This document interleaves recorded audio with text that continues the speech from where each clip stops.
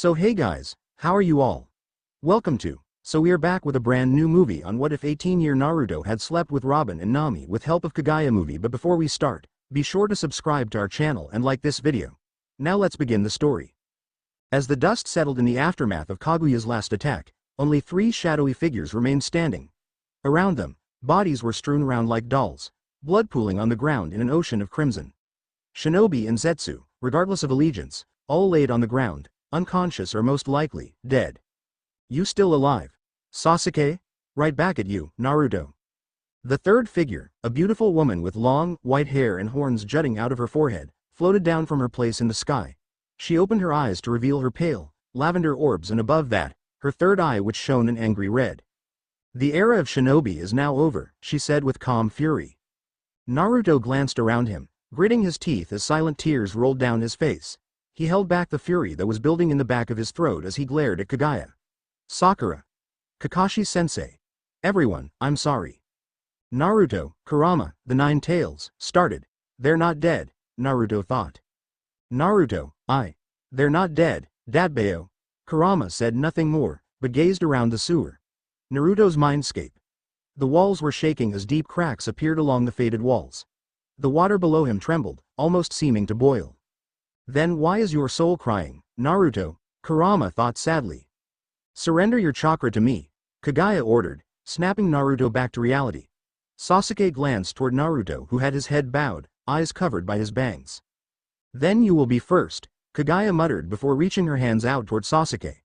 Sasuke gasped when he felt a crushing pressure as if a heavily weighted clamp had been hooked to his neck.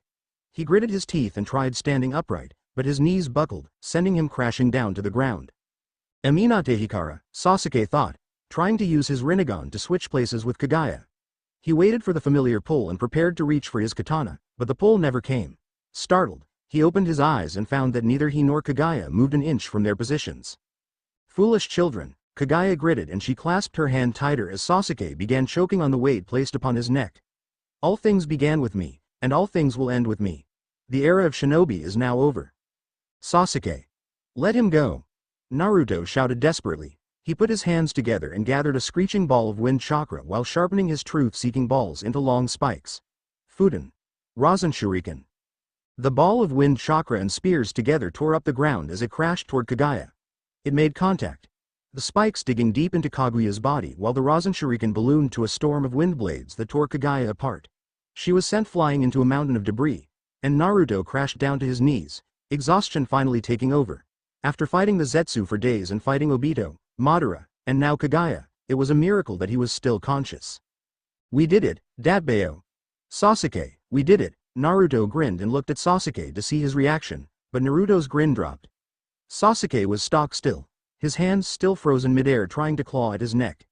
Trails of blood led down from his mouth, dyeing his purple coat crimson. His eyes were rolled back in his head, no sign of life in them anymore. Sasuke. Naruto stumbled toward the kneeling Sasuke with tears streaming down his face. This isn't funny, Dadbeo. Wake up.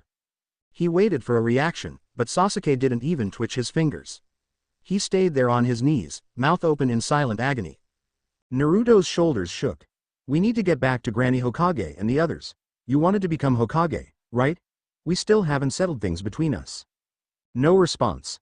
Naruto, Kurama called. Hokage. I need to be Hokage. I need to be. Naruto started but trailed off. Naruto, Kurama, what is a Hokage? You're asking that now, after dreaming for all these years? Kurama asked, shocked. Hokage. Isn't that such a selfish dream? What kind of question is? Kurama's eyes widened, and in a futile measure, he forced as much chakra that he could muster out of Naruto and formed his own corporeal body. The body was only about the size of a dog, much smaller than his original form due to exhaustion, but it served its purpose. He glanced toward Naruto, who was still staring at Sasuke's limp body with his head bowed down. Naruto. Suddenly, Naruto's head snapped up and Kurama reeled back. Naruto's eyes, which were normally a bright, reflective cerulean, were clouded over by an icy haze. His face was stone cold as if all emotion had been drained. Madara. No, Indra. Kurama thought in shock. Naruto's expression was a perfect mirror of them. A mirror of their faces before. Naruto, calm down. I'll do it myself, Kurama. What? I'll erase the shinobi era from history myself. Kurama froze trying to process what Naruto was saying. Naruto, what are you?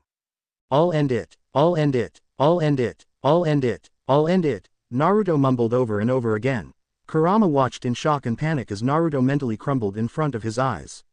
Desperately, Kurama dived back into Naruto's body to see if there was anything he could do, only to be met with his worst fear. The sewer which previously held him back in Naruto's body was demolished. Bars from the cage were strewn all around the ground, the mindscape was shrinking down on itself, and the water level was rising quickly as torrents of water poured down from the cracks in the walls that widened by the second. Naruto, stop. Jiraiya wanted peace. He couldn't finish his sentence as the mountain of rubble in front of them exploded and Kaguya emerged from it. You dare. Can you end it? Naruto interrupted. Kaguya paused, tilting her head as if she was confused.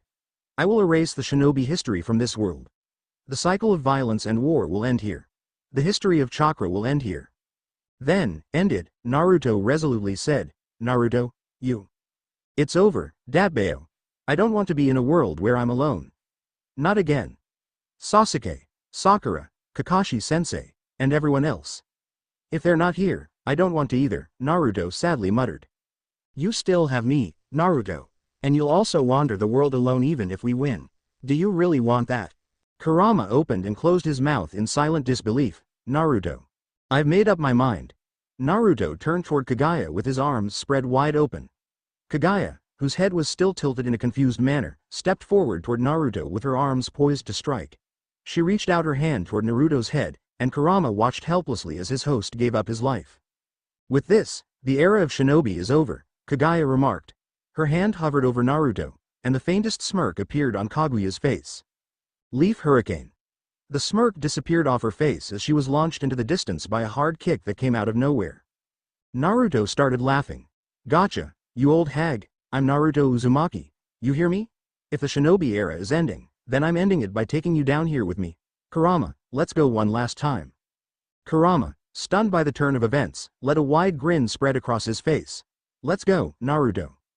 His shroud covered Naruto's body, illuminating the area in a blinding orange.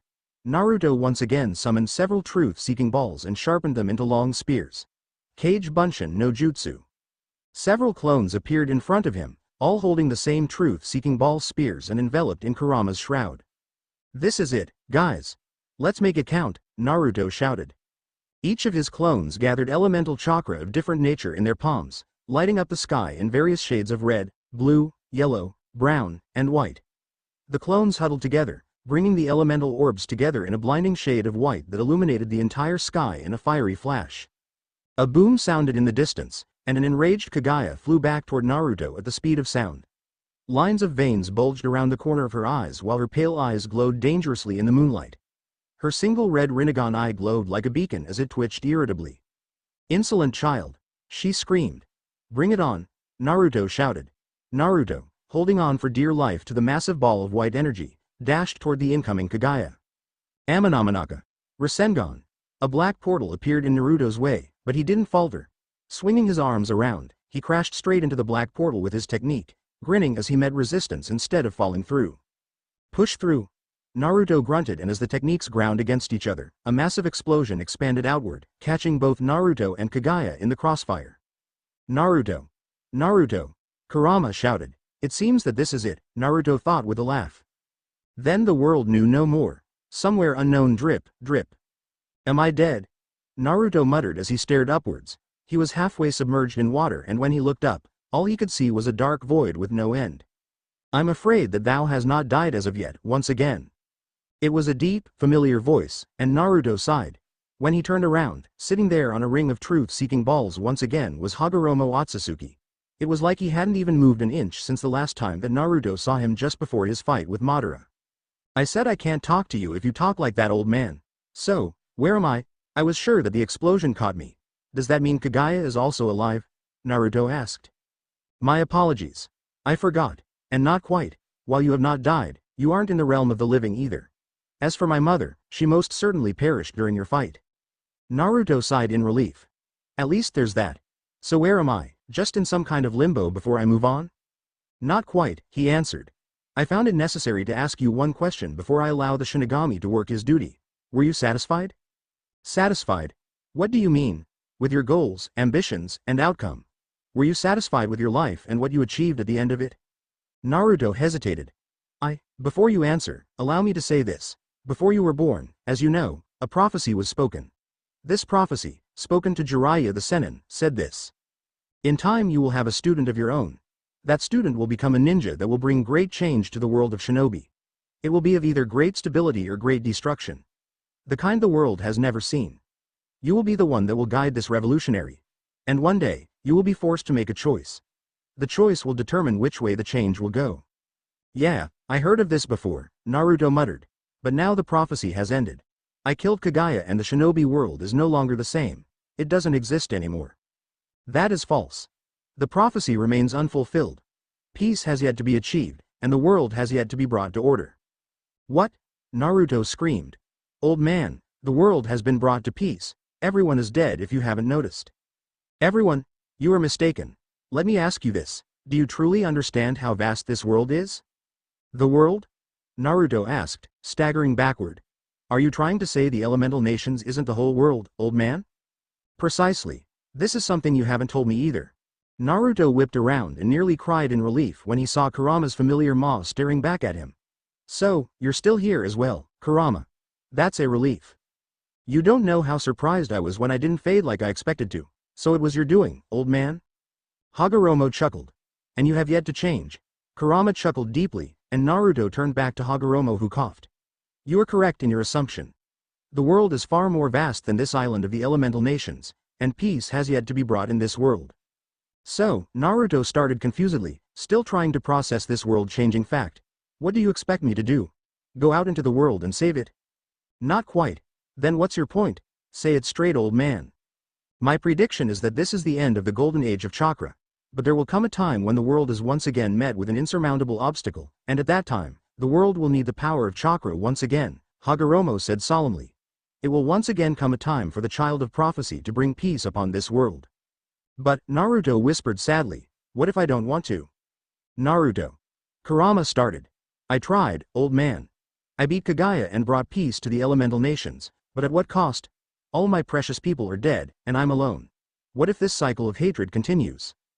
Hagoromo stared at Naruto silently and the latter started sweating. Old man? Years ago, my son Asura asked me the same question, Hagoromo reflected nostalgically. My answer was as such. There is nothing certain in the future. However, think of all the people who will suffer under that hatred. Can you ignore that pain of others? Can you ignore the suffering that others will go through because of this decision? It didn't even take a second for Naruto to answer. I guess not. Hagoromo smiled, then looked upwards toward the spaces next to Kurama. Shukaku, Matabi, Isobu, Sun, Kokuo, Seiken, Chome, Yuki, Kurama. Will you guide Naruto on his journey once again? Naruto turned around and opened his mouth in awe as the spaces next to Kurama were filled with the other tailed beasts who emerged out of the water that surrounded him. How? My mother Kaguya has now passed.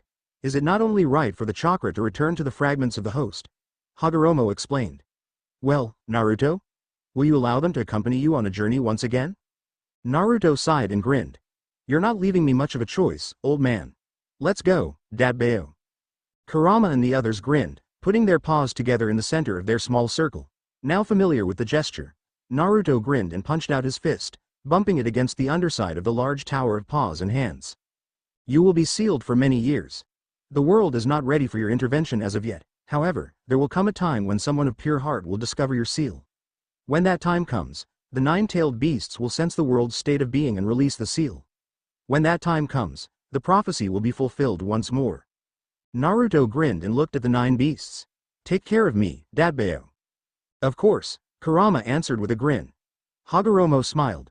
Naruto, you will meet new people and discover that the world is far more vast than you ever imagined. Know this. No one in this world is born to be alone. Go meet with the friends who are certainly waiting for you somewhere on the sea. Of course, Dadbeo. Then, prepare yourself. Fuin, 1,000 years of solitude.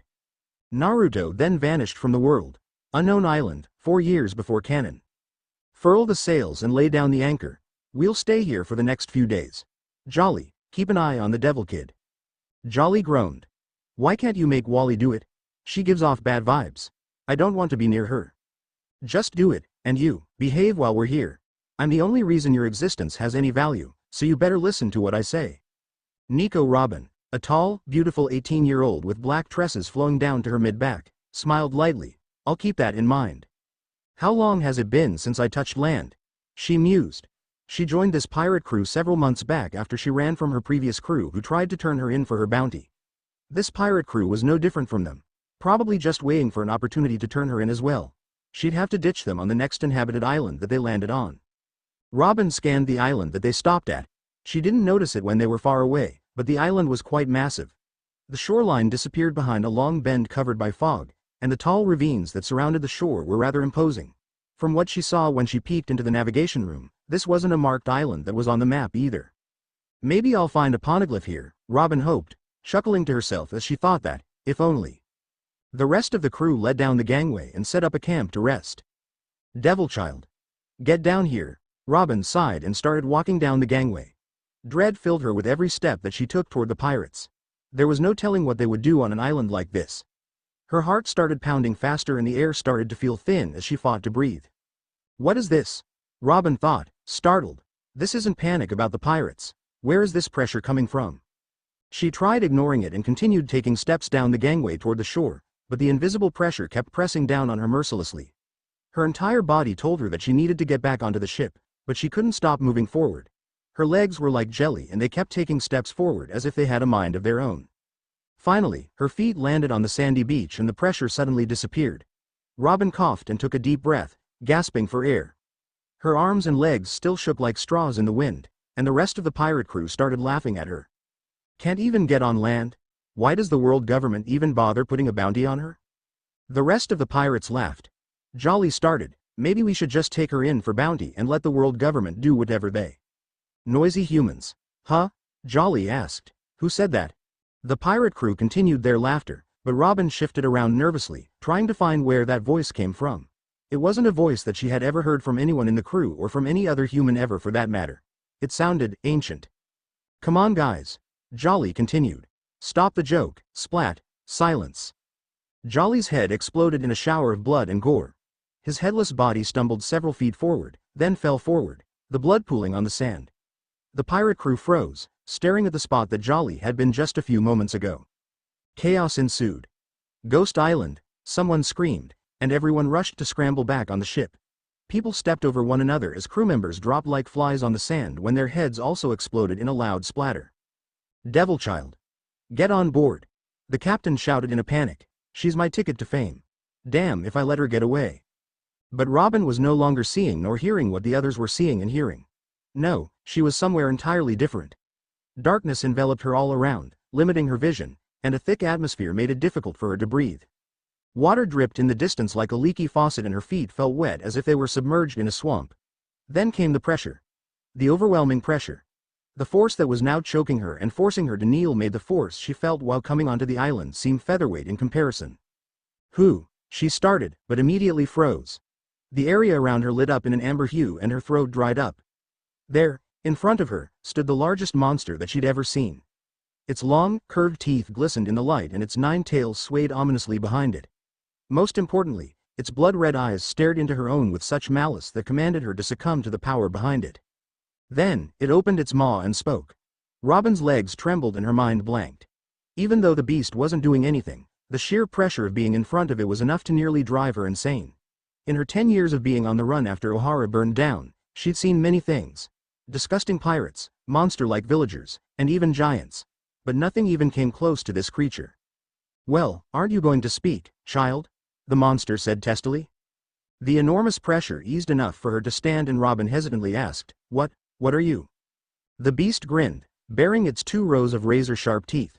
I am the Kyubi no Kitsune, a demon unfathomable to you humans.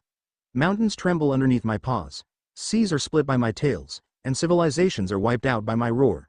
Then, human, who are you? I'm Nico Robin. A pirate, no, an archaeologist. Well then, archaeologist Nico Robin, are you prepared to die? Wah. Before she could speak, large claws descended upon her and Robin leapt to the side, narrowly avoiding being crushed. The ground where she'd just been standing was carved in by 3 deep scars running through the metallic surface. Wait, why are you? Crash. Another claw swipe swooped down upon her and Robin swiftly jumped back, but the tip of the claw scraped her forearm, leaving a long gash. Blood sprayed out from the wound and Robin screamed in pain while cradling her limp arm. "Spare me your words, disgusting human," the Kyuubi growled before swinging its claws once more. Robin propelled herself out of the way, barely avoiding the attack, but she landed on her injured arm, sending another course of shock running through her entire body. She bit down on her lip, muffling her pain. Desperately, she scanned the room to find an escape route. No luck.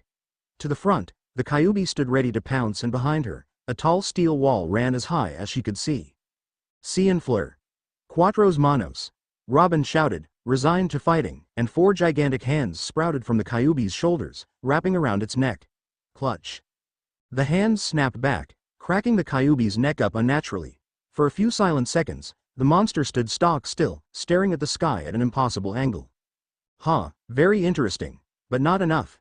Kyuubi grasped at the 4 large hands and sunk its claws into it, and the arms dissolved in a flurry of petals. Its right claw soared toward Robin again, tearing the ground apart as Robin ducked to the side. "Cien fleur. Grab." 4 large hands sprouted from the ground, wrapping around the Kyuubi's large paws. They tugged to take the Kyuubi's legs out, but to Robin's shock, the arms phased through the legs as if they were nothing but air. "That's not possible," she muttered dumbly. "My turn," the Kyuubi growled, and a flurry of swipes and jabs blurred towards her at speeds that shouldn't have been possible for a monster its size. Fast, Robin thought, panicking. She sidestepped the first several swipes flawlessly, but the strikes came faster and faster until the claws almost seemed to multiply in number. The ground was now just a scatter of claw marks and gorges that made Robin trip and stumble on its uneven ridges. "Vinta fleur. Calendula." 20 arms sprouted from Robin's elbows and formed a shield around her arms, but as if her shield was made of plastic, several attacks pierced through her guard and left long gashes along her body. Robin's consciousness was slowly fading from the pain, and as a stray swipe tore along her calves, she tumbled down to the ground on her knees. "Is this the end?" Robin questioned. "Spurt." Robin screamed and thrashed around on the ground as one of Kyuubi's long claws punctured through her stomach. Her vision wavered and tears uncontrollably flowed down her face. She could feel her life fading away as her grasp on reality wavered. "No, it's too soon. I still haven't found the Rio Poneglyph. I still haven't learned the true history. Mom, Sol, Professor Clover." "Cien fleur." 100 hands grew on the Kyuubi's body, but before they could do anything, they faded away in a flurry of flower petals as Robin dropped face first onto the cold water below. "Time to die," Kyuubi grumbled, and as Robin weakly looked up, she felt her last bit of hope fading away. The demon had its snout raised toward the sky as little bubbles of blue, red, and black gathered as one gigantic ball that grew in size by the second. She had no idea what the ball did, but she felt an ominous pressure weighing on her like a mountain. Then, the ball collapsed on itself, growing smaller and smaller in size until it was maybe the size of a cannonball. Robin watched in fascination and fear as the fox stepped closer to the ball and swallowed it. Immediately, the fox ballooned in size, and it turned toward her and opened its mouth. The shockwave was deafening. A beam of red, white, and blue streaked toward her at thundering speeds and barely swept over her head as it crashed behind her into the wall. The entire wall shuddered and crumbled as the beam tore through the thick metal as if it were paper. In the distance, she heard an echoing boom as something exploded. "TCH, don't worry. I won't be missing next time." Robin stared at the Kyuubi, who seemed displeased with itself and was poised again with its snout raised toward the sky. "If that hits me, there won't even be a trace of me left," she thought, alarmed. With all the strength that she could muster, she pushed against the ground, trying to bring herself up. No chance. Forget moving her body. She was barely holding onto her consciousness. "Any last words?" Tears freely ran down Robin's face as she watched the second ball of energy nearly reach its apex in size. The Kyuubi looked down on her with its malicious red eyes, as if waiting for an answer. Robin's life flashed before her eyes as she faced certain death. The children who ostracized her when she was young, where were they now? Sol, who told her that she'd find friends in the sea, was he lying after all? Would her dreams go unfulfilled? Her dream. The Rio Poneglyph. Her dream. "There's no way I'll die before I achieve my dream," she resolved. "I can't die. Dream, need to find Vinta fleur." Slam. Robin strained to summon 20 limbs that stretched out to slam the Kyuubi down, a foolish attempt for sure. But before they could reach, the arms disappeared. Robin huffed and weakly dropped to the water as the last of her energy left her. Kurama stared at the small human girl who was barely conscious. She was weak, unbelievably so. Even with her weird limb summoning powers, she didn't manage to put even a single scratch on him. Well, not that it was a fair fight to begin with. After all, in his mindscape, there was nothing that anyone could do to hurt him. It was his absolute realm. But there was something about her that he felt was special. Was it the way that her blue eyes lit up when she talked about her dreams? Was it the way she refused to give up on her dreams even as all the odds were stacked against her? Or was it the loneliness that he could see in her eyes that lingered behind a mask? Kurama watched the girl, who by all means should have been unconscious by now, try to stand up again even as the gaping hole in her stomach continued leaking blood. Stubborn, he thought, but grinned. Reminds me of a certain knucklehead. Robin heard the beast stomp closer and closer toward her. The sound of each step resonated against the walls like thunder and the ground shook. What's happening? Am I going to get eaten? She morbidly thought.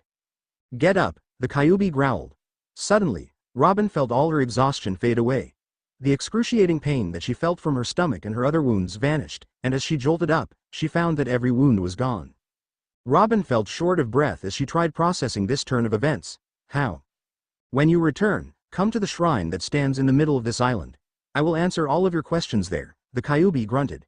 Before she could answer, a long tail zoomed toward her and Robin flinched, expecting to get swatted toward the wall.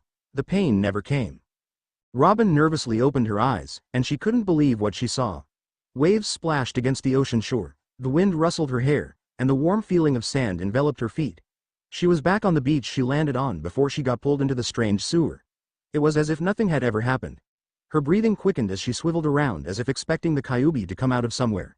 What she saw instead nearly made her vomit. The beach, which used to be a sandy gold, was now painted a dark crimson with blood and gore littering the beach.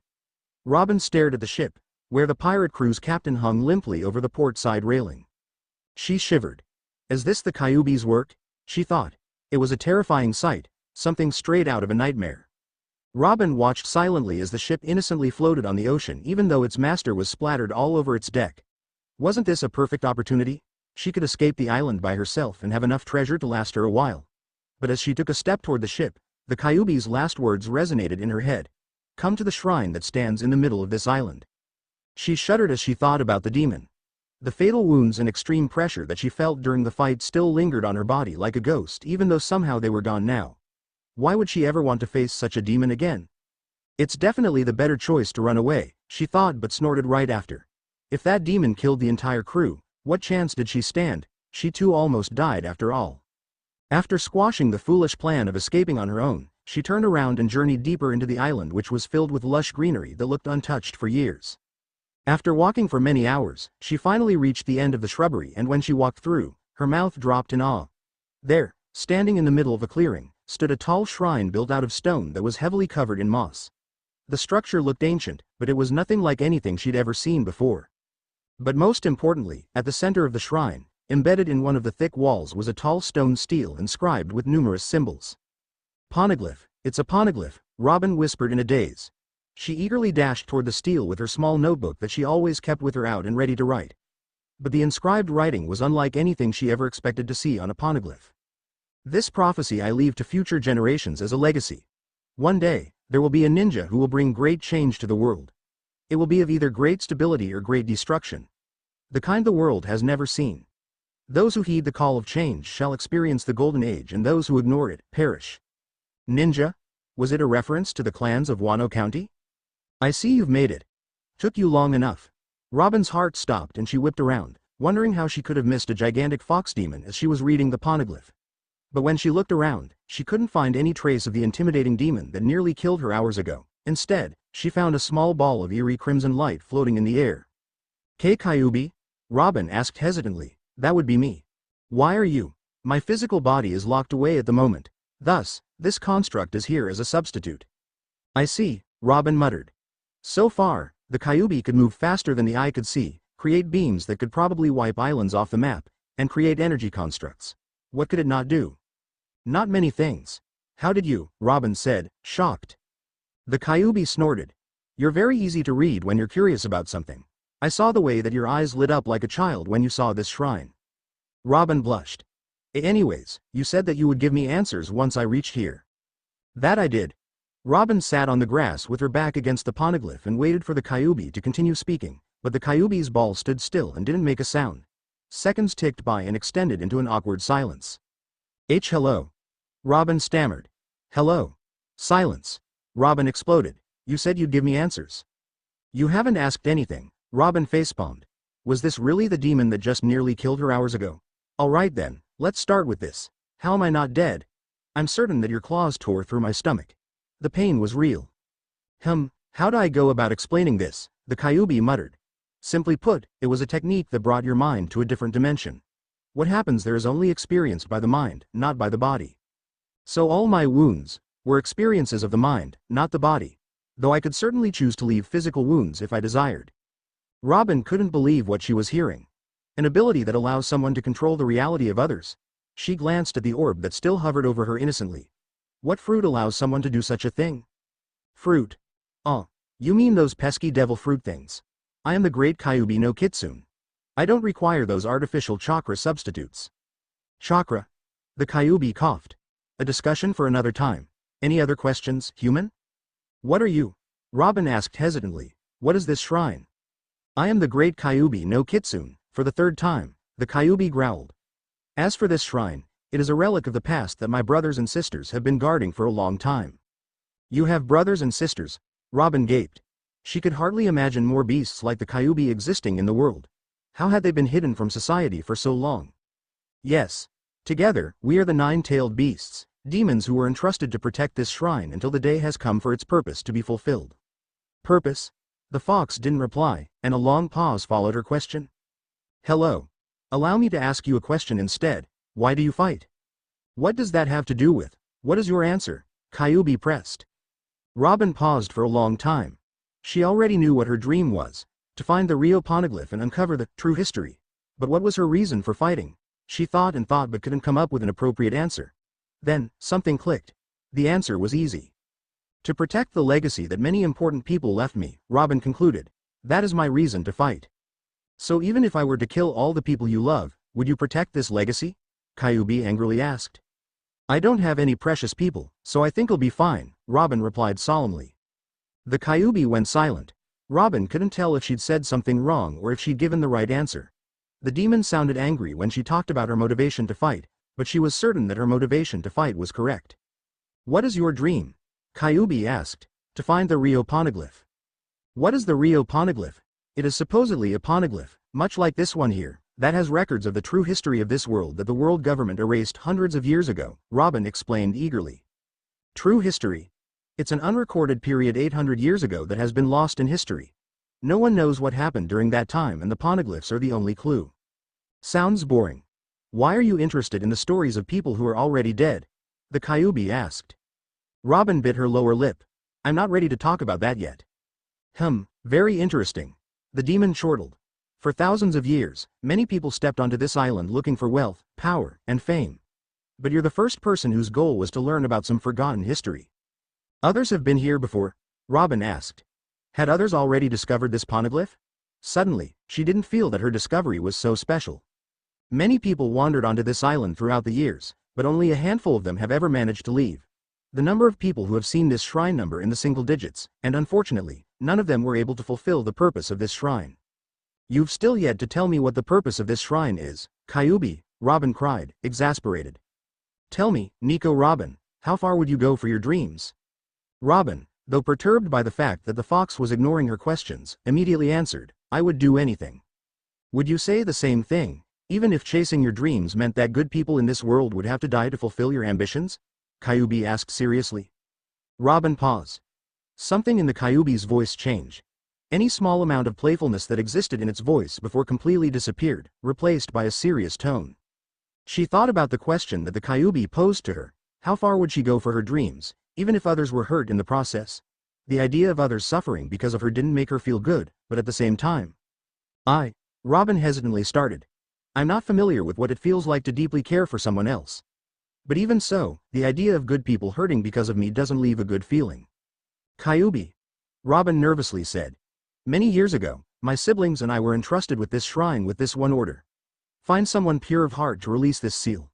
For eons, we waited for someone worthy to come, but not a single person was worthy. Robin silently listened. Are you saying, I alone cannot judge you? The Kyuubi interrupted. However, I will tell you what I have told all of your predecessors who came here before you. If you are judged and are worthy, The treasure that lies in this shrine will help you accomplish your dreams and even more beyond that. That is the reward you will receive." "What does it mean to be judged?" Robin asked. "I cannot tell you." Robin couldn't believe what she was hearing. Hours ago, the Kyuubi was trying to kill her, and now, he was offering her the possibility of achieving her dreams. An unknown risk and an immeasurably valuable reward. Huh? Robin mused. "What happens if I refuse?" "Then you return to your ship and will never return to this island again unless you wish to die." So this was a once-in-a-lifetime offer. Robin moaned as she mulled over the decision. While she knew nothing about the potential consequences, she knew two things. First, the Kyuubi was a being of great power. Second, it had siblings that held similar or possibly even greater power. There was no telling what could happen with literally making a deal with the devil, but admittedly, it made her excited. Here was an uncharted island with a poneglyph recording a ninja beyond its time that was guarded by demons of unfathomable power. She had an opportunity to learn the secrets of something that many others failed at discovering. That prospect made her indescribably excited. Robin took a deep breath. "I accept. Be sure that you are certain. Your decision may not only change your life but the fate of the world." "I'm certain." "Then press your hand against the seal and we will pass judgment upon you." Standing up, she faced the stone seal. Her heart pounded against her chest and sweat poured down her temples as she nervously raised her hand against the stone. "Great change to the world, of great stability or destruction to the world." Robin read again. Did she really want this decision to weigh on her shoulders? All she wanted to discover was the history of the world, not change it. As soon as that thought came, however, it disappeared. Professor Clover, her mother, and Saul had given up their lives to allow her to carry the torch of the next generation. She couldn't put that kindness to waste. Robin squeezed her eyes shut and threw her hands against the stone, pausing as nothing seemed to happen. Timidly, she inched her eyes open and took a deep breath as she found herself in a familiar dark space. Water pooled around her legs as a heavy pressure weighed down on her shoulders. It wasn't nearly as intimidating as it was before on the shore, but it was still uncomfortably heavy. The space in front of her lit up again in a soft amber glow and she instinctively took a step back. In front of her stood 9 towering beasts that all stared down at her curiously. A 1-tailed raccoon, a 2-tailed firecat, a 3-tailed turtle, a 4-tailed monkey, a 5-tailed horse, a 6-tailed slug, a 7-tailed insect, an 8-tailed octopus, and the demon fox Kyuubi all stood imposingly. "Well, aren't you going to introduce her to us?" the 2-tailed cat asked the demon fox in a cheerful alto voice. "TCH, she can speak for herself." 9 heads turned toward her expectantly, and Robin stammered, "I'm Nico Robin, an archaeologist." "Ah, she's so cute," the cat squealed, and Robin nervously laughed. "Thank you. You should let me keep her," the cat excitedly told the fox.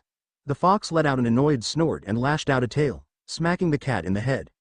"Cut it out. We're here to consider her for releasing the seal." "OWW. Meanie," the cat muttered, and, was the cat pouting? "Nico Robin," the Kyuubi seriously addressed, bringing her attention back to the demon fox. "I'll ask you once again. This is your last chance. Are you prepared?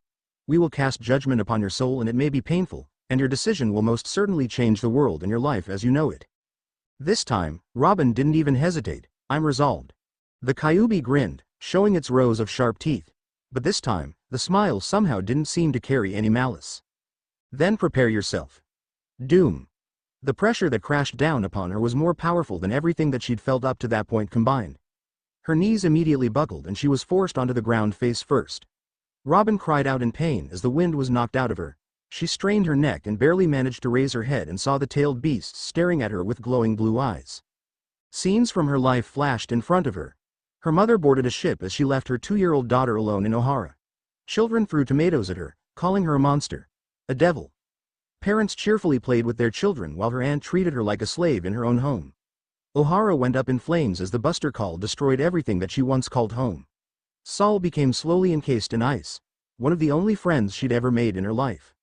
"Stop it," Robin cried, tears cascading down her face. Shop owners threw her out of stores, calling her a devil child. Villagers tried turning her in for her bounty. Pirates took advantage of her to earn fame and wealth. She was always on the run, laughing Saul's awkward laugh while trying to keep herself afloat. There was no one ever waiting for her. "Please stop it," Robin shouted, and her cries turned into silent sobs. She couldn't take it anymore. All the wounds that she had left behind in the past were opening again one by one. "It hurts, it hurts, it hurts." Suddenly, the vision stopped and a calm silence enveloped the space. The pressure that held her down disappeared, but Robin couldn't bring herself to stand up. Tears still ran down her face freely as her chest heaved with choked breaths. Doom.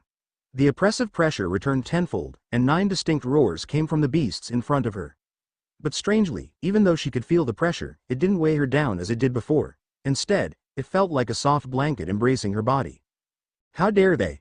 Those insolent humans. The two-tailed cat growled, gnashing its teeth together. Robin sniffled and hiccuped in surprise at the cat's outrage and brought herself to kneel on the ground. The cat whipped her head around toward her, and Robin wondered if she had done something wrong. But then, the cat shrunk in size until it was the size of a dog. It bounded over to her and Robin flinched, waiting to be attacked. But instead, she felt 2 soft tails tickling her legs as the cat rubbed her head against her torso. How the flames around its body didn't burn her was a mystery. Don't worry, Robin, you'll never have to go through that ever again. Matabi, will never let that happen to you ever again. Hick, Matabi. Robin sniffled. That's right. I'm Matabi, the two-tailed demon cat. Matabi purred, and she snapped toward the other beasts who were still growling with fury in their eyes. Kurama, I want her. I agree, the Kyuubi responded. Kurama? Robin questioned. That would be my name, the fox answered. Remember it well, as you are one of the few who have ever heard my name. Robin silently nodded, still jittery from the emotional experience she went through minutes ago. I'll remember it well. Matabi purred against her stomach. I'm sorry for the horrible experience, Robin-chan, but it was a necessary part of the judgment. Also, thank you. F for what? Kurama answered with a sigh. We waited for thousands of years for someone worthy of fulfilling the prophecy of this shrine. Several got close but fell short every time. We were beginning to lose hope, but then you came. So for that, thank you. You're welcome. Aw, you're so cute, I could just eat you up, Matabi squealed, wrapping her tails tightly around Robin's legs. Robin nervously laughed with a sniffle. Please don't. Matabi, Kurama warned. Stop being such a downer, Matabi snapped back. Robin felt awkward as if she was intruding on something personal. To her relief, they didn't continue bantering. Does that mean I passed? Robin asked hopefully. Yes, it does, Kurama said before turning toward the one-tailed raccoon. Let us introduce ourselves.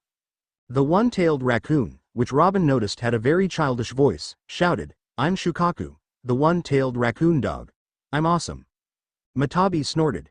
Childish, more like. Take that back. Robin couldn't hold it back anymore and giggled as she watched Shukaku complain to Matabi like a little brother complaining to his sister. Matabi purred as she continued. You already know me, I'm Matabi.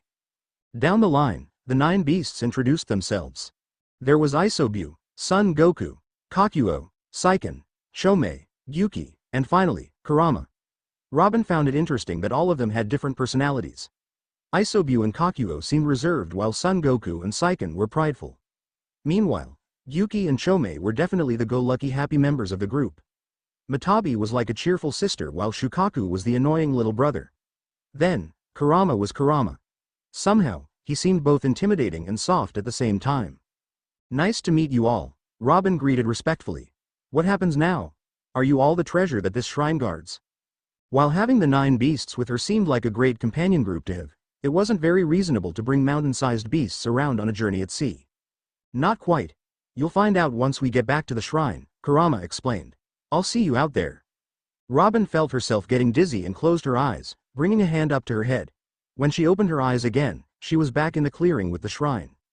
Are you okay? She looked up, trying to find the orb that Kurama appeared as before, but she couldn't see anything. Down here. Robin jumped and looked down, and there sat one of the cutest things she'd ever seen in her life. It was a small orange fox with 9 tails swirling around behind it.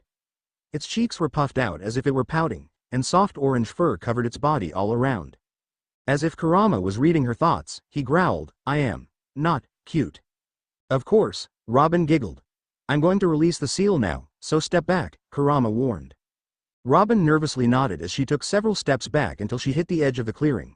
She watched in fascination as Kurama put his paws together and started making exaggerated hand gestures. His hands started blurring at some point, and the number of hand gestures that Kurama went through started reaching toward the thousands. Finally, after what seemed like forever, he stopped. Kurama then bounded toward Robin and landed on a rock next to her. Several moments passed, but nothing happened. Kurama, what? Crack. The poneglyph at the center of the shrine crumbled, and a shockwave erupted out from the epicenter of the clearing. Robin was thrown back but landed on a large, soft tail that Kurama extended. As the shockwave disappeared, a thick red beam stretched toward the sky from the shrine. From that beam, an enormous pressure emitted, but like the time in the sewer with the beasts, instead of feeling weighed down, she felt a soft, warm blanket enveloping her entire body. It was the warmest thing that she'd ever felt in her entire life. "Naruto," Kurama whispered. "Welcome back." Several hurried footsteps made their way to the office of the marine ship that was sailing toward the calm belt to enter the Grand Line. "Vice Admiral, I've already felt it." The warrant officer gulped as he watched the Vice Admiral's eyes turn stone cold. It was a complete 180 from the cheerful and carefree attitude that he normally had even when dealing with the harshest of opponents. "Yes, sir," the warrant officer cried and immediately closed the door. Monkey D. Garp stroked his growing beard as he traced a long scar on his left shoulder with his hand. He gritted his teeth. He would never forget the utter humiliation that he felt while being toyed with by the damn two-tailed cat on the island in West Blue all those years ago. The scar on his left shoulder forever reminded him of that humiliation. "So, someone has undone the seal," Garp mused as he looked out toward the sea. "Things should be getting interesting from now on."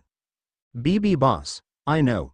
Out on the seas of the Grand Line, a red-haired captain sat on the deck of his ship while looking out into the horizon. But we're in the Grand Line, Shanks." "I also know that, you dumbass," Shanks shouted, slapping Beckman over the head. "I'd recognize that energy from anywhere, but to feel it all the way here from West Blue," Shanks thought. He grinned. "Looks like things are going to start getting interesting. I'd love to meet the Sanuva bitch that pulled it off." Robin watched in fascination as the red pulse continued raging on for nearly 10 minutes before the light started fading away. The area around the shrine was scorched and the grass had burned away at some point, leaving the ground a charred mess. She glanced to her side and saw Kurama, who was intently watching the center of the clearing. "By the way, Kurama, I meant to ask this before, but you said that there were others before me that came. Who came here before me?" Kurama snorted. "Hell if I remember all the people that came through here. The only person I remember the name of is one weirdo who called himself Gold D. Roger.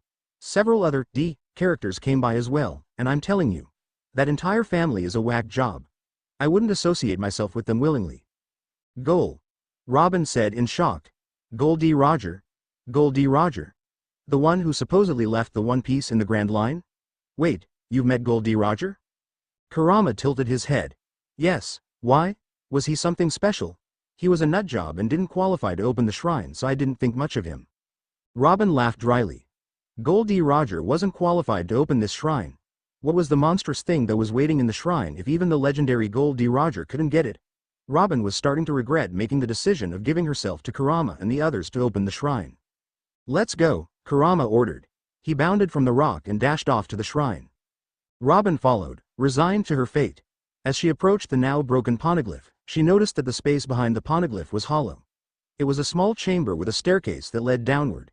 Kurama quickly bounded down the stairs impatiently and Robin quickly dashed in after him, sweating in trepidation as the narrow staircase almost seemed to close in on her. A minute later, she reached the bottom of the staircase where Kurama was impatiently tapping his legs against the ground in front of a door. "Hurry up! Hurry up! Hurry up!" he prodded. All right, Robin chided.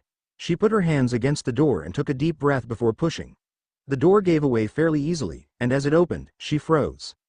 Robin didn't know what she was expecting to be in the room. Treasure? A map? A devil fruit? But it was none of the above. Standing there in the middle of the room was a tall boy around the same age that she was. His gravity-defying blonde hair stuck up wildly, and his clear, cerulean eyes seemed to shine even in this dark basement.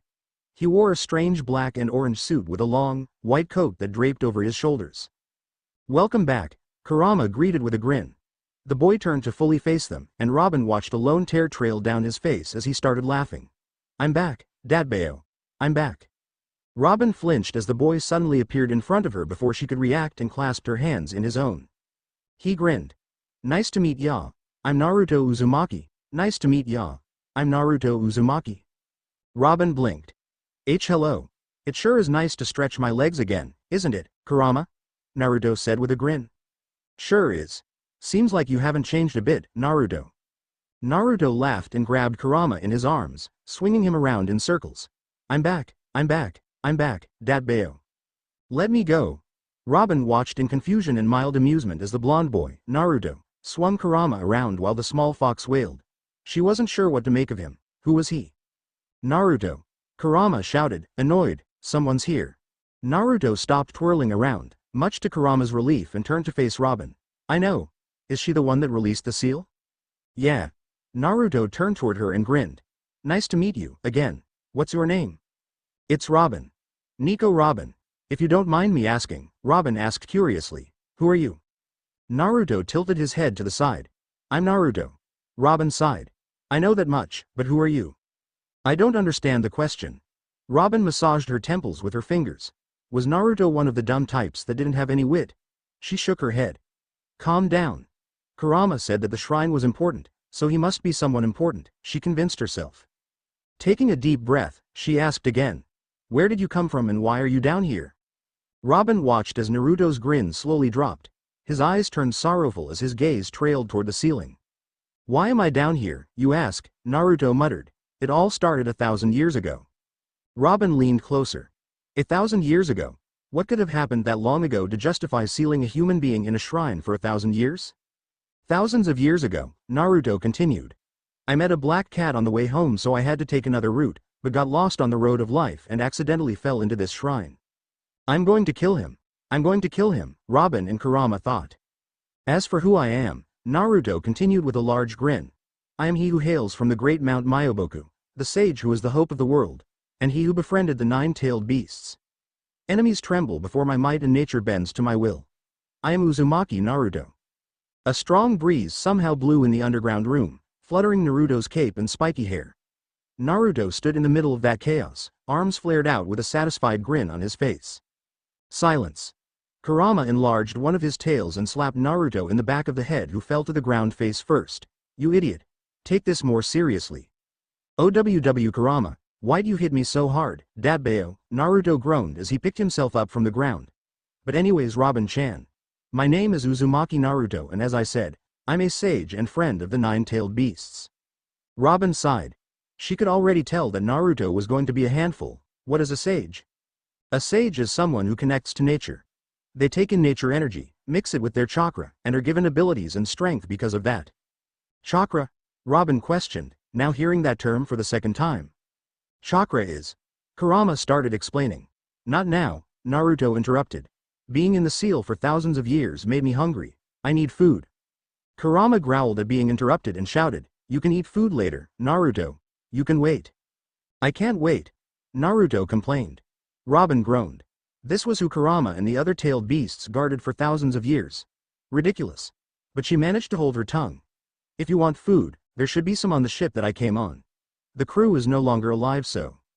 Naruto flashed to Robin and grabbed her hands, and she reeled back in shock. Thank you, Robin-chan. Let's go, Kurama. Food awaits. Naruto dashed up the stairs and Kurama bounded after him, shouting, Naruto, wait up. Wait for Robin. Robin watched Kurama disappear up the bend in the stairs and sighed. What had she just gotten herself into? Already, she could tell that Naruto was going to be a wild one. Why were Kurama and the others protecting him? Perhaps all of her troubles weren't worth it. She patted her cheeks lightly. Don't think like that, Robin. You can decide what you want to do after you watch him a little longer. Robin began up the stairs after Naruto and Kurama, but as she neared the top, she suddenly ran into something. Her foot slipped off the stairs and her heart stopped as she began falling, but a strong arm caught her before she fell. Are you okay, Robin-chan? She regained her balance and held her arm against her chest, breathing deeply. Yeah, I'm fine. She glanced at Naruto, who was grinning at her, and paused. Even though he was smiling, trails of tears were running down his face like a stream. Naruto, are you okay? He sniffled and wiped his tears off with the sleeve of his coat. Yeah, I'm fine. I'm just happy to feel the breeze and see the sun again with my own eyes. Robin smiled. Well, let's get going then to the ship, then. I also want to talk to you on the way there. All right, Robin-chan, lead the way. Naruto shouted excitedly. Wait, Robin paused. What about the others? Where's Matabi and the other 7? You've already met them? That makes it a lot easier? Robin heard a loud poof and jumped as a puff of smoke suddenly appeared next to her. She sighed in relief as she heard a low purr. Is that you, Matabi? Yep, it's me, she replied in a cheerful voice. As the smoke faded, Robin nearly squealed as Matabi showed up as a cute, small, and fluffy cat, similar to Kurama in his small form. Matabi jumped up into Robin's arms and nestled in comfortably. She seems really comfortable with you, Robin-chan, Naruto grinned. Robin nodded silently, slightly embarrassed. Let's walk. We just have to go straight from here. Lead the way. Robin-chan. Robin chuckled lightly and walked back into the thick shrubbery, leaving the clearing behind. Out of the corner of her eyes, she saw Naruto looking back toward the shrine nostalgically, but didn't question him about it. In the end, they didn't end up talking as much as she wanted during their walk. The most that she ended up getting out of him was that he had been friends with the tailed beasts for many years, that he was an only child, and that he believed himself to be strong. Also that he had a strong ramen addiction with a penchant for mass-scale pranks. Hours later, the greenery thinned as they reached the beach. Much to her relief, the blood and gore that was there before were nearly all washed away by the waves. Wow, what happened here? Naruto remarked, whistling. Look at all the dead people on the ship. I happened, Kurama said proudly. Those unworthy humans thought they could step onto this island. Robin's sweat dropped. Kurama was way too prideful. Food! Naruto shouted and he started running toward the ship. I promise he's not always like that, Matabi purred. Just give him some time. Robin nodded doubtfully, to which Matabi giggled. Trust me, you'll see. Kurama snorted. I wouldn't count on it. He's always been an idiot ever since he was a child. Since he was a child? Robin questioned. You were friends with him for that long? It's a little complicated, but let's just say that Naruto and we are bound for life. Naruto can explain it later on the ship. Bound for life? What did that mean? Robin, Kurama, and Matabi walked toward the ship where they watched Naruto throw off the dead bodies into the sea without a single care in the world. Where's the food, Robin-chan? He shouted. Robin's sweat dropped. Was that a question to ask while throwing corpses into the sea? There should be a kitchen where they stock their food. It's... Thanks, Robin-chan. Before she could even call out to him, Naruto disappeared in a flash, and she heard thumps and crashes somewhere on the ship. He must have found the kitchen. Kurama sighed. Let's go and make sure that he doesn't break anything. Robin nodded and led Matabi and Kurama to the kitchen where they heard the crash from before. When they got there, they reeled back. Naruto sat at a table eating a mound of meat from a plate. But what made them reel back was the ocean of tears that were flowing out of his eyes. Naruto. There's no ramen. Absolutely no ramen. A whole ship full of food and they have no ramen. Kurama groaned. Come on Naruto, it's not the end of the world. Naruto froze and glared at Kurama. You dare blaspheme against the ramen? It is the food of the gods. The food of the gods. Yes, I get it. You can find yourself some ramen once we get off this island. Naruto sniffled and kept shoving mounds of meat inside of his mouth while whimpering about his ramen. Robin was really beginning to doubt whether or not this man was sane. She watched in disgust and slight fascination as Naruto finished nearly 3 plates of meat before stopping. Ah, that made me full, he shouted. Robin stared at the 3 empty plates that were on the table and wondered, where does all that food go? What should we do now? Naruto asked. Well, Robin started. The previous captain of this ship was heading toward the Grand Line but washed up here because of a storm that put us off our route. We could go to the Grand Line. What's the Grand Line? What's the Grand Line? Naruto, Kurama, and Matabi asked. Robin blinked. You don't know what the Grand Line is. The 3 shook their heads. I'm talking about the stream that goes around the world. The Grand Line. Every pirate's goal. The 3 shook their heads again. Follow me, Robin said, and led the 3 out of the kitchen toward the navigation room. She sat them around a simple diagram that hung on the wall. The diagram showed 4 large squares of blue in each of the 4 corners of the paper while a thick, red line was drawn straight down the middle. A darker stream of blue was dashed along the horizontal center. This, Robin said, pointing to the dark streak of blue, is the Grand Line.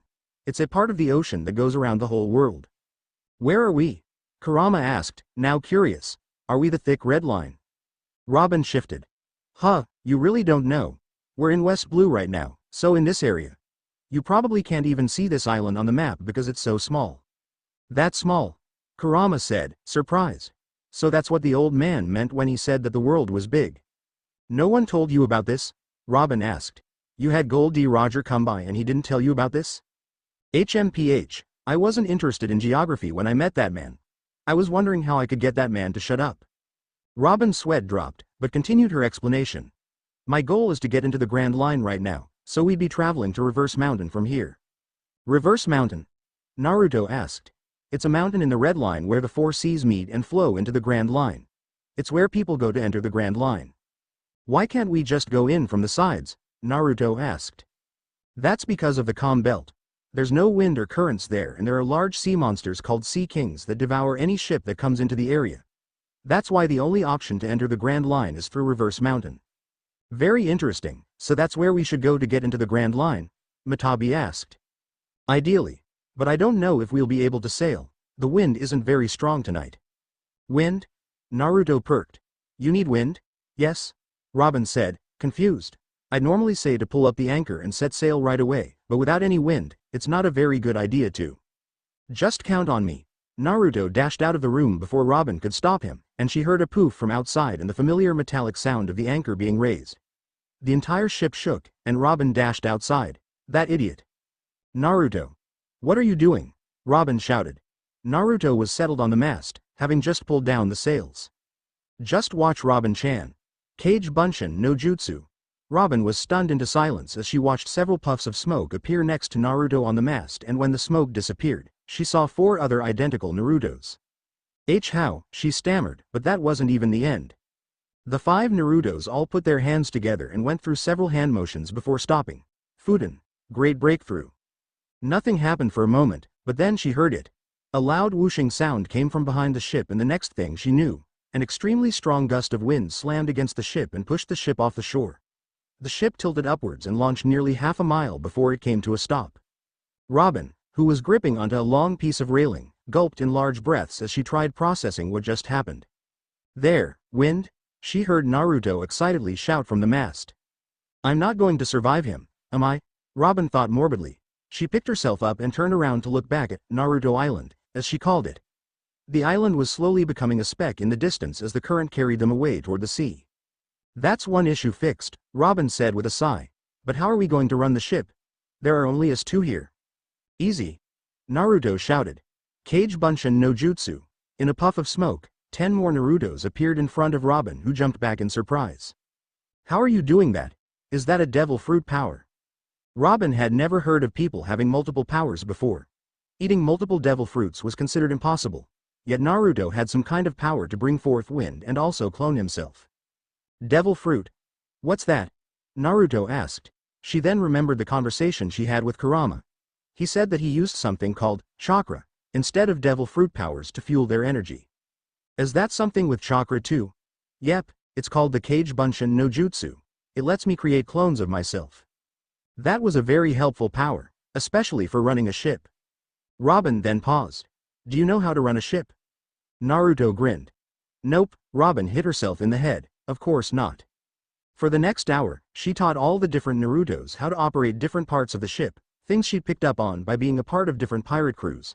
By the end of the hour, to her surprise, the Narutos were doing a good job of running the ship, as if they were an experienced crew. They learn fast, Robin thought. It's almost inhuman. Alright, Robin-chan, is that it? Naruto asked with a yawn. He seemed tired, and she saw small bags forming underneath his eyes. It must have been tiring for him to do this much work right after being unsealed, Robin thought. Thanks for your help, Naruto. We can probably go on like this for tonight and we should be fine, Robin said with a smile. Naruto chuckled bashfully. Then I'm going to sleep, Dadbao. I'll see you tomorrow, Robin-chan. Good night, Naruto. I want to sleep with Robin-chan, Matabi shouted, bounding toward Robin. But Mata-chan, what about our heartfelt reunion? Naruto complained. But Naruto-kun, come with me, Matabi, Kurama, Naruto sternly commanded through their mental link. Kurama and Matabi froze as they heard Naruto's tone shift. All traces of the playfulness that Naruto had shown throughout the day was gone, replaced by a seriousness that they'd never heard from Naruto before. Nian, maybe I'll catch up with Naruto instead, Matabi nervously said to Robin with a chuckle. I'll sleep with Robin-chan tomorrow. Robin smiled nervously. Sure, Matabi, I'll be waiting. Robin wasn't even sure that she wanted to sleep together in the same bed with a 1,000-year-old demon that could kill her with her eyes closed, even if she was a cute cat. I'll be in the library looking through some of the books if you need me. Sounds good, Robin-chan. Good night, Naruto said cheerfully. Good night. Naruto then made his way to the front of the ship where he found a comfortable place to lie down. Robin watched as Naruto laid down on the deck of the ship rather than finding a comfortable room to sleep in. To each their own, she thought. She smiled. Though Naruto was certainly an interesting character and a handful, he didn't seem like a bad person. Maybe she'd try to get to know him better starting tomorrow. She walked toward the library, thinking of all the questions that she would ask Naruto and the others tomorrow. She's gone now, Kurama said, looking toward Naruto. Slowly, Naruto's grin disappeared, and the brightness that he had in his eyes dulled. I know. Kurama, Matabi, meet me back in the mindscape with the others. The two nodded before disappearing from the deck of the ship with a poof. Naruto closed his eyes and put his hands together in a ram position and felt himself being dragged deeper into his own mind. When he opened his eyes, he found himself in a familiar sewer with the nine-tailed beasts already waiting for him. A small smile appeared on his face. Shukaku, Matabi, Isobu, Son Goku, Kakuo, Seiken, Chomei, Gyuki, and Kurama. It's nice to see you all again. It's nice to see you again too, Naruto, Kakuo said in a soft voice. Naruto looked around the room. Thank you all for keeping me safe and watching over the seal for all those years. I'm excited to be out again, but there are things we need to talk about. The nine stiffened as Naruto's tone became serious. What is going on in the world right now? Naruto asked. Naruto, don't you want to? Don't hide anything, Kurama, Naruto shouted with a growl. Kurama reeled back. But Naruto grabbed his head with his hands. What's happening in the world, Kurama? Why is the world crying out in pain? Kakuo softly said, Naruto, please calm down and tell us what you mean. We won't be able to understand otherwise. Naruto huffed as his heart pounded against his chest. I'm sorry, Kurama. I shouldn't have yelled at you. It's okay, Naruto. What did you mean by the world crying out in pain? Naruto took a deep breath. When I was in the seal, my body was frozen in time, but my mind was not. Though I was usually sleeping for hundreds of years at a time, there were periods in which I woke up. During that time, I spread my senses out to take in some natural energy. Then, for hundreds of years, Naruto continued. I continued feeling out the world's natural energy to see if the world got better. But. Naruto gritted his teeth. Naruto? Kakuo whispered concernedly. Nothing changed. Naruto shouted angrily, making the nine jump back. The world is still crying out in pain. People are dying, countries are rotting, and no one is there to stop it. The cycle of hatred is still continuing on. Naruto sat down and rocked back and forth with his head cradled in his arms. Every time, I felt so many lives fading away and wondered if I could have done something to help them. But I was still stuck in that seal. Even with all this power, I couldn't do anything. The nine didn't know what to say, so they silently watched as Naruto rocked back and forth. Naruto, Kurama started. Do you hate us? Naruto stopped rocking and looked at Kurama. Hate you? Why would I do that? If we had released you sooner, then you would have been able to stop all of that from happening. Do you hate us for waiting until now? No, Naruto instantly answered. But no buts, Kurama, Naruto said, shutting Kurama down. I'm not saying this because I am putting blame on any of you. I'm saying this because it's finally time to put this cycle of hatred to a stop. I trusted you all with deciding who would release my seal, and I have no regrets about that. The nine's respect for Naruto grew. We'll tell you what we know, and you can decide what to do based on that, Kurama said. Does that sound good? Naruto nodded. For the next few hours, the nine beasts weaved for Naruto a tale about the people they met and the stories they were told about the world. From pirates and treasure to marines, they spared no detail in talking about what they heard about the world. Naruto hummed. So there is still that much fighting happening in the world. Marines and pirates, huh? Very interesting. So, what do you think? Naruto smiled. What are you smiling about, Naruto? Thankfully, it seems we're not late then, Naruto concluded. I still sense an immense evil that's lurking somewhere in the world, but it doesn't seem like an immediate threat as of now. That leaves us a lot of time to plan our next steps. Kurama tilted his head. What are you sensing, Naruto? I'm not entirely sure either. That is something we will have to figure out eventually. The nine beasts watched as Naruto stood up and stretched his arms and legs. Thank you everyone for telling me everything. I feel much better now that I know what's happening. And sorry for shouting at you before. It's all right, Kurama said. But Naruto, you seem much calmer now. Naruto grinned. I guess that's what having time to yourself for thousands of years will do to you. Then what was the deal with how you acted on the island? Robin-chan thinks you're crazy now, Matabi complained. It's a test, Naruto said with a smile. I can tell that you all hold Robin in high regard, but I want to figure out for myself what kind of person Nico Robin is.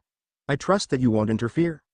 HMPH, as long as you don't hurt my Robin-chan, Matabi said with a displeased huff. Naruto lightly laughed. I'll keep that in mind, Mata-chan.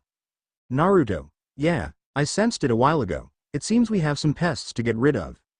Go wild, Naruto. Naruto grinned. It's time for the world to witness Uzumaki Naruto's greatness.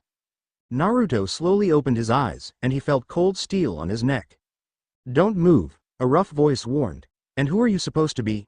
Naruto asked coldly.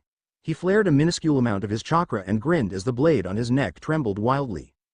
He reacted badly to this small amount of chakra. The world really has changed, Naruto thought. Slowly, Naruto stood up and turned around, and gritted his teeth in anger. There were about 20 burly men on the deck. Several had his clones in a chokehold with weapons poised against their necks, but that wasn't what made him angry. It was a tall man standing near the entrance to the library that had a long brown coat and tall hat on. He was holding Robin in his arms with a knife poised against her neck. His left arm was transformed into some kind of wood-like tendril and was wrapped around Robin's mouth, making her unable to speak. Give up now, or your friend here dies, the man shouted, bringing the knife closer to Robin's neck. People like you never change no matter what the time period is, Naruto mused with a scowl. Now, decide. Decide what? The man, who Naruto assumed was the captain, asked. Decide how you will die. A moment of silence engulfed the ship, but then cackles of laughter erupted all across the deck. The captain heaved with laughter, shouting, You think you can kill us? The great graybeard pirates? You're dreaming? Naruto grinned. He then disappeared.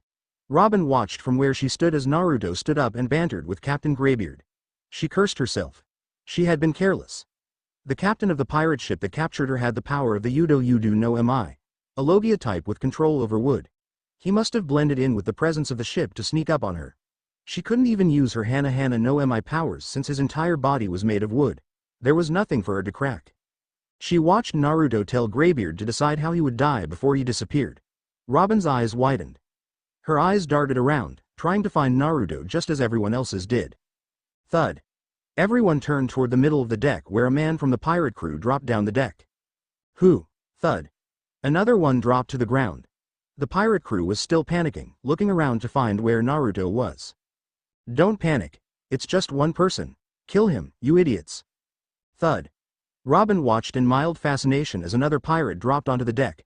Then, what happened next would be ingrained into her mind forever. Flashes of yellow appeared and disappeared on the deck, and in its aftermath, pirates dropped to the ground in a flash of blood, and in an instant, the 20 pirates that were holding Naruto's clones hostages were on the deck, dead. Kawarimi. Robin felt a weird pulling sensation, and suddenly, instead of being held by cold wood and a knife at her throat, she felt warm arms embracing her. Bunshin Daibakuha, a Naruto clone, who took the place of Robin with Kawarimi, glowed brightly and Graybeard's eyes widened and he dashed to the side, but far too late. The clone exploded with a bright flash and threw Graybeard hard against the railing of the ship. Q. Graybeard cried, coughing out a heap of blood. So, Naruto hissed. Why did you attack our ship? Graybeard felt a cold metal blade pushing against his neck, and immediately shielded his neck by changing it to wood, but cried out in pain as he felt an enormous pressure on his head. Naruto, who was gripping hard enough to nearly crush Graybeard's skull, demanded coldly, I'll repeat my question. Why did you attack our ship? All right. Stop crushing my head, Graybeard cried out in pain. It was for her, the devil child. We got information that she was here and came to pick her up, let me go. Naruto threw the man against the deck roughly, making him bounce several times before he stopped. What did you say? You came here for who? The devil child, Nico Robin. Surely you know who she is. She has a 79 million berry bounty on her head. That money was going to turn our lives around. Naruto saw Robin rubbing her arms together while looking down with a sorrowful expression. He gritted his teeth.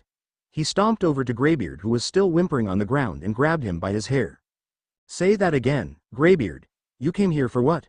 I already told you. I came here for the devil child, Graybeard shouted in pain. Why are you even protecting her? She shouldn't even be alive in this world. She's from the demon country Ohara that tried to destroy the world. Robin sunk even deeper into her shell. Naruto knew now. He knew what she was. He'd abandon her just like everyone else did when they discovered who she was and thought of her as a burden. Her heart pounded against her chest from fear and tears threatened to leak out of her eyes. Just when I was getting to know him better too. Naruto growled. Is that so? Graybeard grinned. Now that this blonde man knew that Robin was the devil child, he'd be free. Maybe he'd even consider sharing some of the bounty with the man if he joined his crew. So what? Huh? Graybeard said, shocked. So what if she's everything you say? To me, Robin-chan is the nicest person in the world. She gave me food and taught me about the Grand Line. If she's the devil, then you're worse. Naruto shouted. A low screech sounded as chakra gathered in his palms. People like you who judge others without knowing anything, Naruto growled as a small ball of chakra gathered in his palm. Deserve to die, Rasengan. Before Greybeard could even say a single word, he felt something tear through his chest, and then he knew no more. Naruto huffed as he felt his anger bubbling to the surface. He stared one last time at Greybeard's face, which was contorted into a pained expression. With a growl, Naruto chucked the man's corpse off the ship into the deep sea where it would probably be eaten by fish or other sea monsters. Cage Bunshin no Jutsu. Naruto summoned 10 clones, replacing the ones that had popped during the attack. He staggered a little, experiencing the sensation of getting information feedback from his clones for the first time in thousands of years. Go clean up the deck, then get back to moving the ship. The clones nodded and went off to do their task. The real Naruto sighed and looked to the side where Robin was still huddled, eyes squeezed shut with eyes brimming with tears. Naruto sighed and walked over to Robin. Robin-chan. Don't come closer, Robin shouted, jumping up. She wiped the unshed tears from her eyes and backed away from Naruto. Just, don't come any closer. Robin-chan. Don't come any closer, Robin huffed, or I'll start fighting. With a poof, Matabi appeared next to Naruto in her small cat form. Robin-chan, please listen. I'm your friend, right? That's what they all say before they realize I'm the devil child. Thanks for everything, but stay away from me from now on. Robin-chan, we won't do that, you don't have to worry. That's what they all said. They said that to me before, Robin sniffled as tears started rolling down her face. Mom, Saul, and Professor Clover, they all died. Matabi, who saw Robin's memories, ached as she watched Robin break down. She looked up to Naruto and saw a spark pass through his eyes. Naruto. Robin-chan, listen to me, Naruto started. Robin shook her head, she crossed her hands and glared at Naruto. No, I'm done being tricked, Vinta Fleur. Naruto stood still as 20 hands sprouted from different parts of his body in the ship deck. He didn't struggle as the arms began strangling him tighter and tighter. Robin's arms trembled. I'm sorry, Naruto. The word, clutch, was just on the end of her tongue, but something stopped her from saying it. Robin-chan, listen to me. Robin squeezed her eyes shut as tears leaked out of her eyes. When I was young, I was called a demon child. Robin paused. She opened her eyes and looked at Naruto, who was still calmly standing even while being caught in her limbs. I lived in a large village called Konoha. Ever since I was young, I lived in an orphanage and didn't know who my parents were. Then the villagers started calling me a demon child and ignored me. I never knew why they called me that. Sometimes they'd throw rocks at me and rush to take their children away from me, and I never knew why. Naruto sighed wistfully and stared at Robin. There were times that I wondered if my life had any purpose. I was almost close to ending it myself sometimes because I wondered if I should have never existed. Naruto, Matabi whispered. But then I found precious friends who showed me that I wasn't alone in the world. They became my precious friends that I could protect. They showed me that the world is big. Even if some people hate you, there will most certainly be friends who will care for you no matter the circumstances. Robin's eyes widened as Saul's last words echoed in her mind. Someday you will meet brave friends who will protect you. Go and live with them, Robin. When I realized that, Naruto continued. I realized that everyone's life has a purpose. As long as you have precious people that will care for you, everyone is worth something. Robin dropped to her knees, and the arms that were wrapped around Naruto disappeared in a flutter of petals. Then what am I supposed to do? She cried with tears running down her face. I don't have any precious people. You have me now, Naruto shouted cheerfully. Robin's sniffles stopped as she saw Naruto's determined look. What? I'll be your precious person. Naruto shouted again. The person who will never give up on you. The person who will always keep you going. The person who will fight against the world to keep you happy. I'll be your friend. Tears uncontrollably flowed down Robin's face. Why? Because we're the same, Naruto repeated. We're the same, Robin-chan. I know what it's like to be lonely and alone, and I won't let you go through something like that ever again. Matabi smiled as she watched Robin's face twist with different emotions, but she already knew what was going to happen. It was Naruto after all. Welcome aboard, Robin-chan. Naruto stepped forward and wrapped his arms around Robin, who froze but hesitantly returned the hug. She sobbed for several minutes until it quieted to small sniffles. Are you okay, Robin-chan? Yeah, I think so, Robin whispered. Naruto squinted as a beam of sunlight shined into his eyes. He looked out into the horizon and smiled. Robin-chan, look. Just like the sunrise, night disappears at some point, right? Robin looked out into the horizon and saw the sun rising over the horizon as the yellow beams of sunlight lit up the sky. The events of the previous night seemed to fade away as the feeling of warmth overtook everything. She peeked at Naruto, who was still looking toward the sunrise. "That's awfully corny of you, Naruto, completely unexpected." Naruto blushed. "Shut up," Robin smiled. "Sunrise, huh?" Far away, a man tapped his fingers against his desk as he rolled a cigar around in his mouth. He glanced at the Den Mushi sitting on his desk and pondered something for a second, then picked up the receiver. The dial tone rang several times, and a female voice responded. "Yes, Mr. Zero. Bring me Nico Robin. What if there is someone with her?" The man grinned. "There will never be anyone there for Nico Robin. That is not an object of concern." "Yes, sir." He hung up and grinned. On his desk lay scattered several images along with documents about the legendary weapon, Pluton. "Soon, you'll be mine. Come to me, Nico Robin." "Robin-chan, are we there yet?" Robin sighed. For the 100th time, not yet, Naruto. Nearly 2 days passed since the incident with the Greybeard pirates, and much to Robin's ire, Naruto reverted back to his wild personality.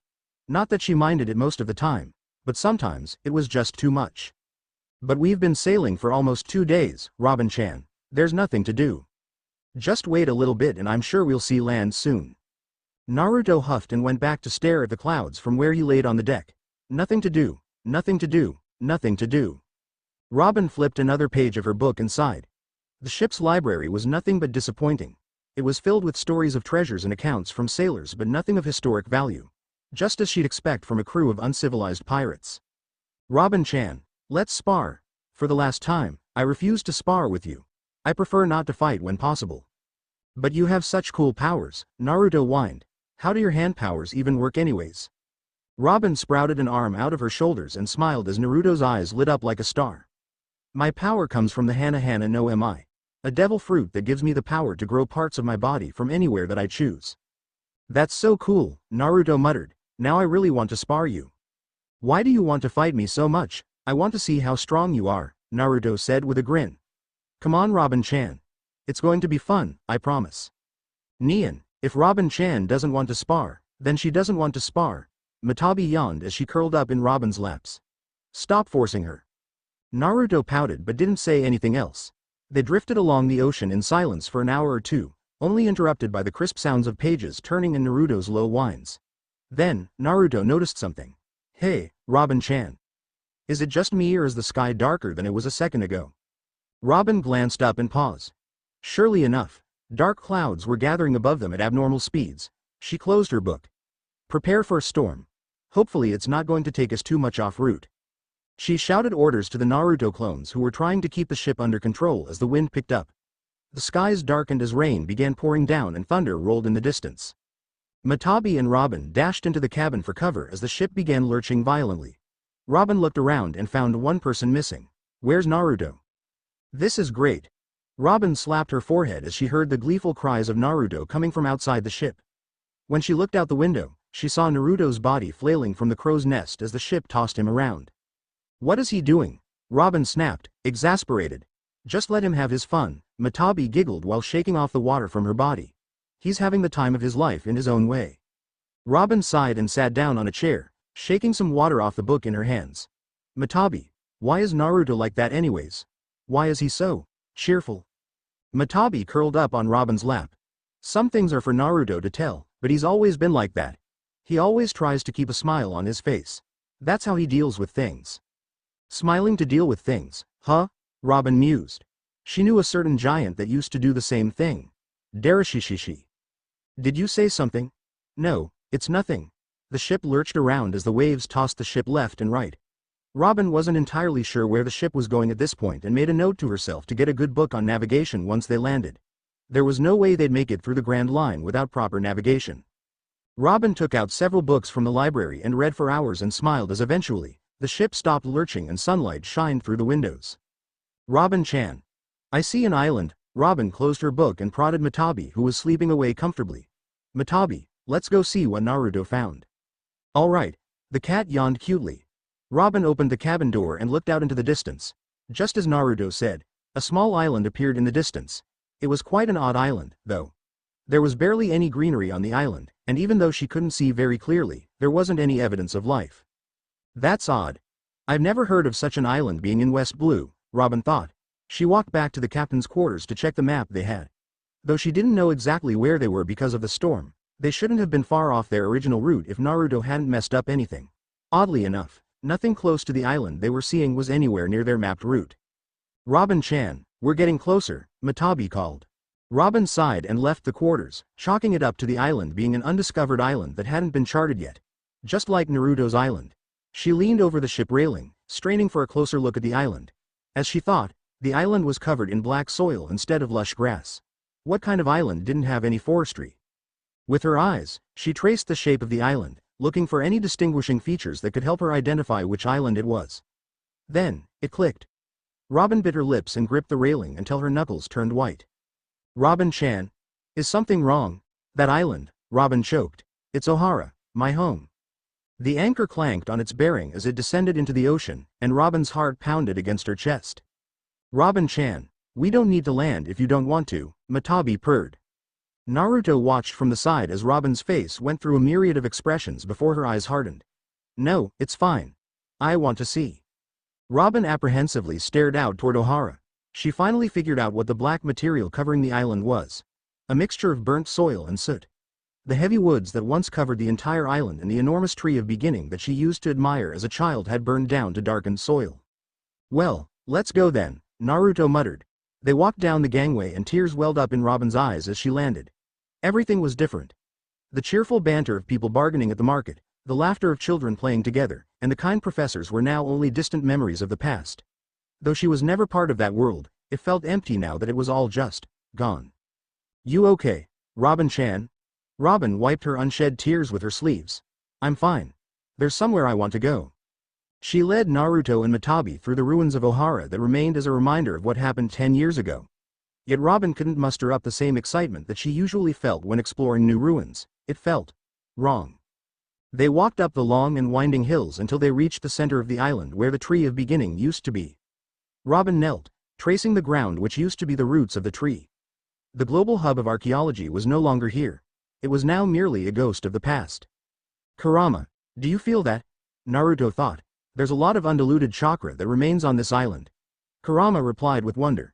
It's more than I felt lingering on the island you were sealed on. Do you think it has anything to do with the tree Robin-chan was talking about? It could. Naruto, is something wrong? Naruto snapped to attention and saw Robin looking up at him curiously.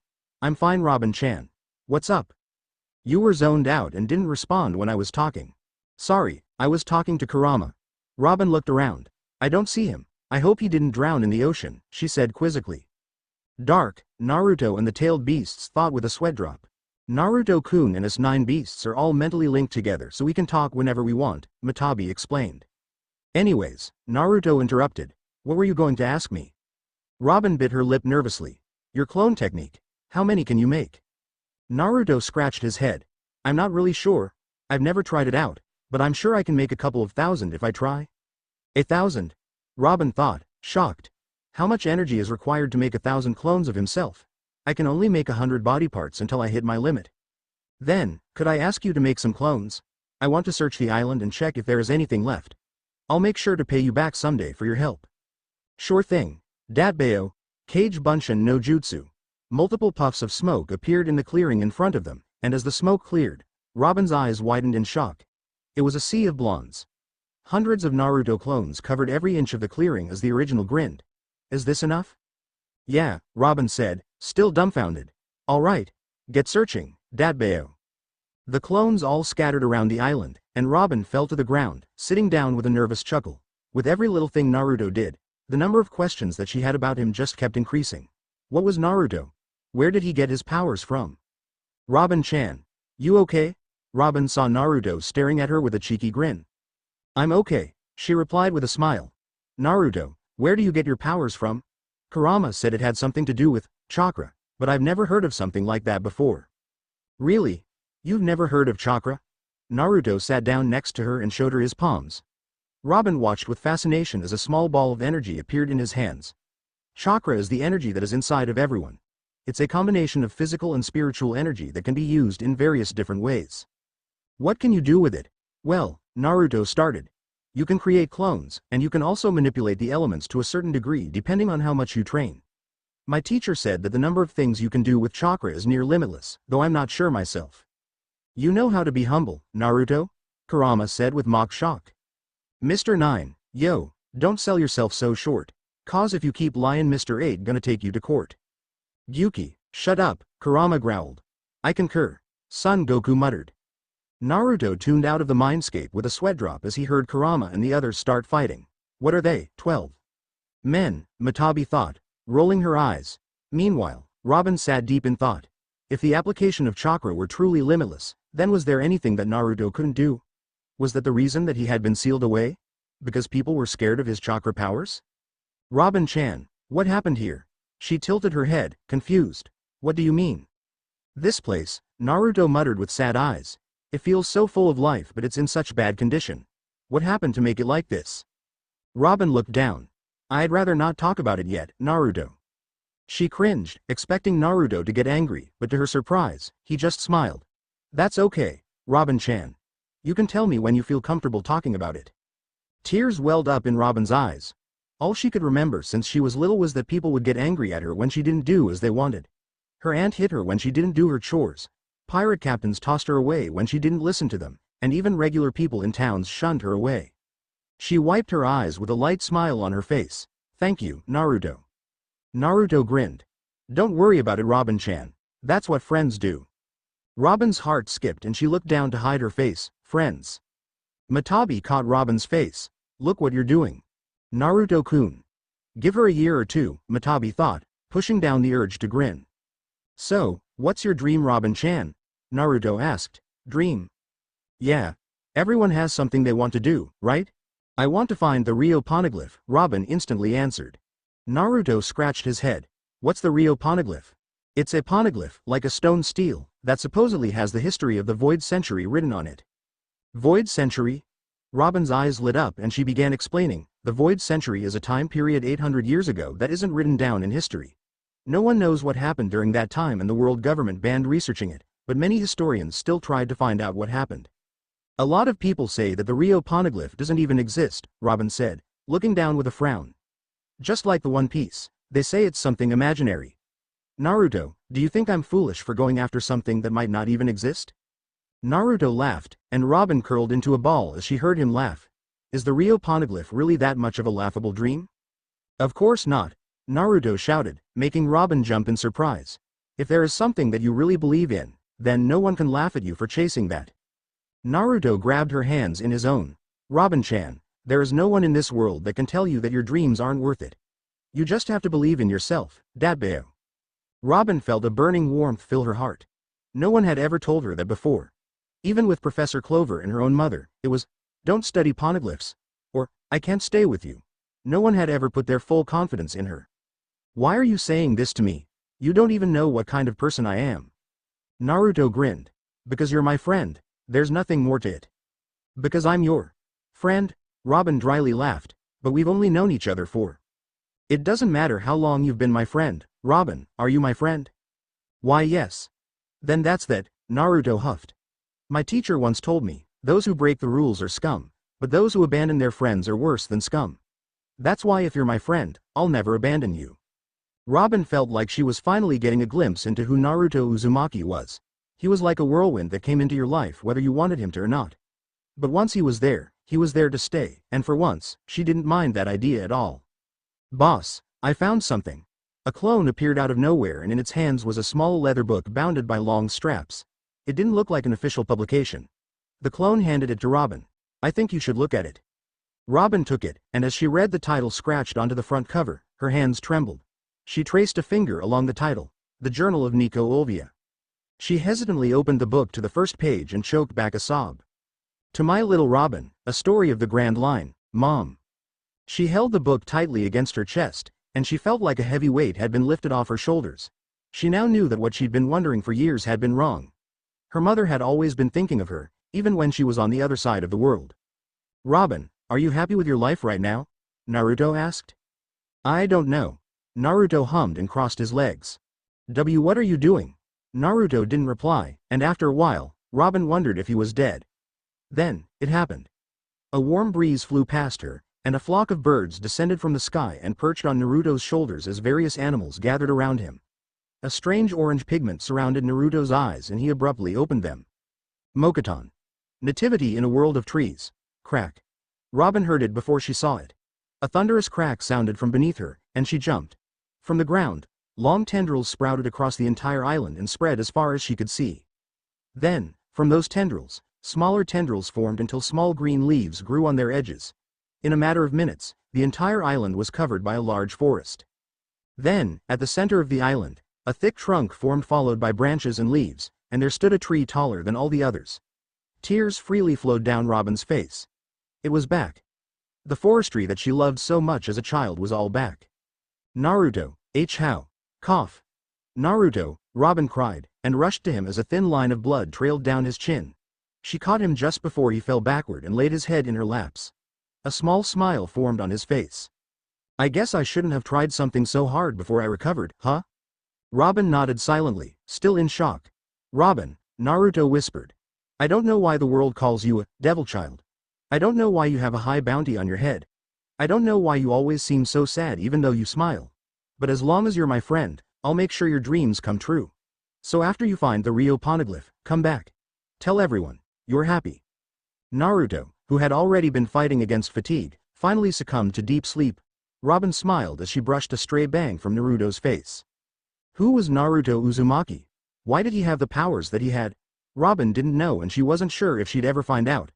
But at the moment, she didn't care. She could crack the mystery that was Naruto Uzumaki later. For now, she was happy enough with the fact that he was there with her. Her friend. That's what she thought 3 days ago. She took it all back. Naruto could die for all she cared. Wow, look. What a big fish. She massaged her forehead while leaning back on a deck chair. The shadow of a gigantic sea beast coasted next to the ship as Naruto licked his lips. Looks yummy. 2 days ago, they reset their course to Reverse Mountain, and they were nearly there. But already, there were massive sea beasts that were swarming their ship. For some reason, none of them seemed to be interested in attacking the ship, much to Robin's relief, but it didn't do any wonders for her heart rate. Robin, is that Reverse Mountain? Robin squinted. In the far distance, she made out a large peak that was slowly getting closer and closer. That is Reverse Mountain. But before we go, we need to stop by an island. Why? Naruto whined. Why can't we just go right into the Grand Line? There are a lot of supplies that we need that we're missing if we even want to stand a chance at surviving in the Grand Line. From what I read, we need a log pose to guide us, food supplies, and other things. We won't survive if we don't have that. Naruto's eyes lit up. Can we get ramen? Robin sighed. If you can find ramen on the island, then yes, you can get ramen. But make sure that you get all the things that are on the list first, okay? Yada. Within the hour, they came upon an island, the last island in West Blue before they reached the Grand Line. Edgesford. It was known to be a relatively large town whose main attractions were the stores that pirates, marines, and adventurers alike frequented before heading into the Grand Line. Robin quickly summoned several hands to furl the sails so that the Jolly Roger of the ship they were taking wouldn't show as several clones prepared to dock the ship. She really hoped that there weren't any marines patrolling in Edgesford. Then they might have a little trouble getting everything they need. More so, she was worried about what Naruto would do if he ever came in contact with them. She shuddered thinking about the scenario. Alright, Naruto. Remember, don't make a scene and make sure that you come right back to the ship after you buy everything that you want, okay? I got it, Robin-chan. What's the worst that could happen? I wonder about that, Robin muttered with a sweat drop. Alright, I'll be going. Naruto shouted, and he soon disappeared down the gangway. What have I just unleashed upon this world, Robin thought. Nico Robin, a voice behind her said. Robin jumped and spun around. There, on the deck of the ship, stood 2 figures. One was a man that wore a long, red trench coat. His skin was dark and his hair was curled like noodles. The other was a woman with a thin figure. She held an umbrella against her shoulders and her pale blonde hair shined against the sun. I am Mr. 5 and this is Miss Valentine from Baroque Works. Our boss wants to speak with you. With Naruto. Ramen, Naruto muttered cheerfully. You felt those presences on the ship, didn't you? Why didn't you do anything about it? Kurama asked. They didn't seem to have any negative intent. Robin-chan can take care of herself. I hope you're right. Now, where's the ramen? Naruto mused, looking through the stores. To his surprise, all the signs that were posted on the buildings were in languages that he could read. It was just the same as Konoha. It really is the future, isn't it, Kurama? It really is. It also makes me wonder if someone brought the language into the elemental nations or if someone from the elemental nations brought it out to the world, Kurama thought. Good point. Naruto looked around with a critical eye, dropping his goofy grin. He noticed how relaxed people were while mingling around the market area. No one was tense or on constant alert. This was the way that it should be. No wars, no conflict. He grinned. This was a world that he could get used to. Naruto grabbed the list that Robin gave him from his pocket and read down the list. Log pose, book on navigation, food, extra wood. The list continued down with several things that Naruto didn't know. Naruto fumbled around in his other pocket and pulled out the several large bills that Robin had given him. This, unlike everything else, was something that he couldn't get used to. Kurama, how do people use this paper as currency? What happened to Ryo? Hell if I know. I'm no econometrist something or whatever else you humans call it. Naruto's sweat dropped. Kurama sounded hurt. Well, I guess I'll start with the first thing on the list. He walked into the marketplace and fully explored the town of Edgesford to his leisure. The people were generally very kind and generous. Some of them even gave him some discounts for no reason when they saw that he was buying things in bulk. In just a few hours, the pack that Naruto had slung over his back ballooned in size and was barely held together by the leather strap holding the bag shut. Everything was going great, except for one thing. The future is doomed. No one knows the grace of ramen, Naruto sulked, kicking a stray pebble on the street. I'm sure you'll find it somewhere, Naruto-kun, Kaguya consoled. Yeah, but I need it now. Naruto stomped his feet on the ground, disappointed by the world's cruelty. Who are you? A voice called. How can the future survive when there's no ramen? Naruto continued sulking. The fine noodles, the thick broth, the texture of meat, and the satisfying feeling of finishing a bowl. How could these people not know that pleasure? Stop at once, a different voice forcefully shouted. Naruto snapped up. He then noticed how empty and quiet the street had gotten. People were all huddled along the sides of the street, warily looking toward him. He confusedly looked around and finally found the cause. In front of him stood a fairly tall man that leaned slightly above him. He wore a yellow pinstripe suit along with a white trench coat that hung around his shoulders. This man also had sunglasses. What is it with people in this world now and sunglasses? Naruto wondered. It's common courtesy to give your name first when asking for someone's name, Naruto replied with a grin. Whispers erupted from all around him and Naruto wondered if he had done something wrong. Oh, cheeky boy. I am Admiral Borsellino from the Marines, but most call me Kizaru. Now, who are you? Marines? Naruto questioned. What are the Marines? Boy, you don't know what the Marines are? The protectors of justice of the world? Those Marines? Naruto shrugged. Not really, what do the Marines do? Boy, you must be from somewhere remote. Marines are responsible for bringing criminals to justice. We keep the peace in the world. Naruto slapped his hands together in realization. So you're like a world police. Yes, exactly. Do you understand now? Yeah, thanks old man. You look a little weird, but you're really good at explaining stuff. Naruto internally grinned as he saw Kizaru's forehead twitch in anger, and replied, well, I'm Uzumaki Naruto. Shinobi at your service. Shinobi? Like ninja, Naruto responded. You don't know what ninjas are? Ah, I see, Kizaru replied. Kizaru stared at the blonde boy in front of him, trying to unravel what kind of person he was. For certain, he was young. If he was to guess, he'd put the boy only around half his age. But even so, there was an air about him that smelled dangerous. Kizaru raised his hand and pointed a finger toward the boy. Kosen. A beam of light zoomed toward the boy's head at the speed of light and went through his head. Kizaru paused. Had he been wrong? He threw the beam as a test of the boy's strength, but did he just end up killing an innocent passerby? The beam that he shot stretched across the entire market, somehow missing everything until it curved up and exploded in the air. People around him looked in awe as if it were a fireworks show. What was that? Kizaru didn't show it on his face, but he mentally reeled back in shock. The boy wasn't dead. He raised his finger again. Kosen. A beam shot out from his fingers again, once again passing through the boy's head but exploded harmlessly in the air. Kizaru's hummed in curiosity. Why is the beaming curving? It's not supposed to curve. Old man, you're acting kind of funny. I hope you get some help, Naruto chuckled. He turned and walked off toward the docks now that he had everything Robin asked for. Kizaru hummed in annoyance. He glanced back toward the 5 men that were escorting him. Go after him. Yes, sir. Naruto turned around when he heard a flurry of footsteps and cursed as he saw 5 men running after him. So much for not making trouble. He jumped to the top of a roof and grinned as he saw the 5 men gaping at him. Catch me if you can. Naruto darted around the rooftops of Edgesford, laughing to himself as the men that were chasing him were led around abandoned alleys. They kept crashing into different stalls and shops, much to the people's dismay, as they kept their eyes up trying to keep up with him. Naruto, that man is dangerous, Kurama warned. I know. That beam wasn't very fast, but the amount of energy concentrated in that one beam is extremely dangerous. I'm not even sure if that was at full power. He called himself an admiral. We need to get a good idea of how powerful people are in this world. We can make that a priority in the Grand Line, Naruto responded. Robin-chan said that's where all the strong people in the world meet together. Naruto looked back and saw the men still chasing him fervently. He grinned. Time to take things up a notch. Back with Robin. Could you repeat that? Our leader has something that he would like to tell you. He said that if I gave you this, you would understand. Mr. 5 handed her a small slip of paper, and Robin's hands froze. Pluton in Alabasta. Is this real? Robin asked. Mr. 5 raised his hands and shrugged. I don't know what's on the paper. The boss said you'd know what it meant when I gave it to you. Robin's mind was whirring at light speed. Pluton was the ancient weapon that was mentioned as a part of the poneglyphs. If their boss was someone who had a connection to a poneglyph and knew where one was, then she had to go. It was her duty. 1 week, Mr. 5 said.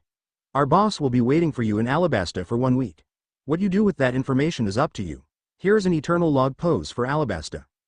Mr. 5 handed her a wristwatch with a compass attached to it, and inscribed on the band read, Alabasta. After delivering the log pose, Mr. 5 and Miss Valentine jumped off the ship and walked into Edgesford. Robin thumbed the log pose with a thoughtful expression. Finally, she was getting closer to her dream.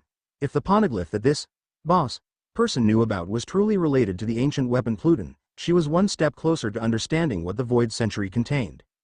She took out the notebook that she carried at all times along with her mother's journal and skimmed through the pages. At this point, she already knew most of the things that were written in the notebook by heart, but she wanted to look through it again. Minutes passed into hours, and Robin immersed herself in the notebook, also digging through the ship's small library once more to check if she'd missed anything interesting. Robin-chan. Robin jumped as she heard a familiar voice calling her name loudly, and she groaned.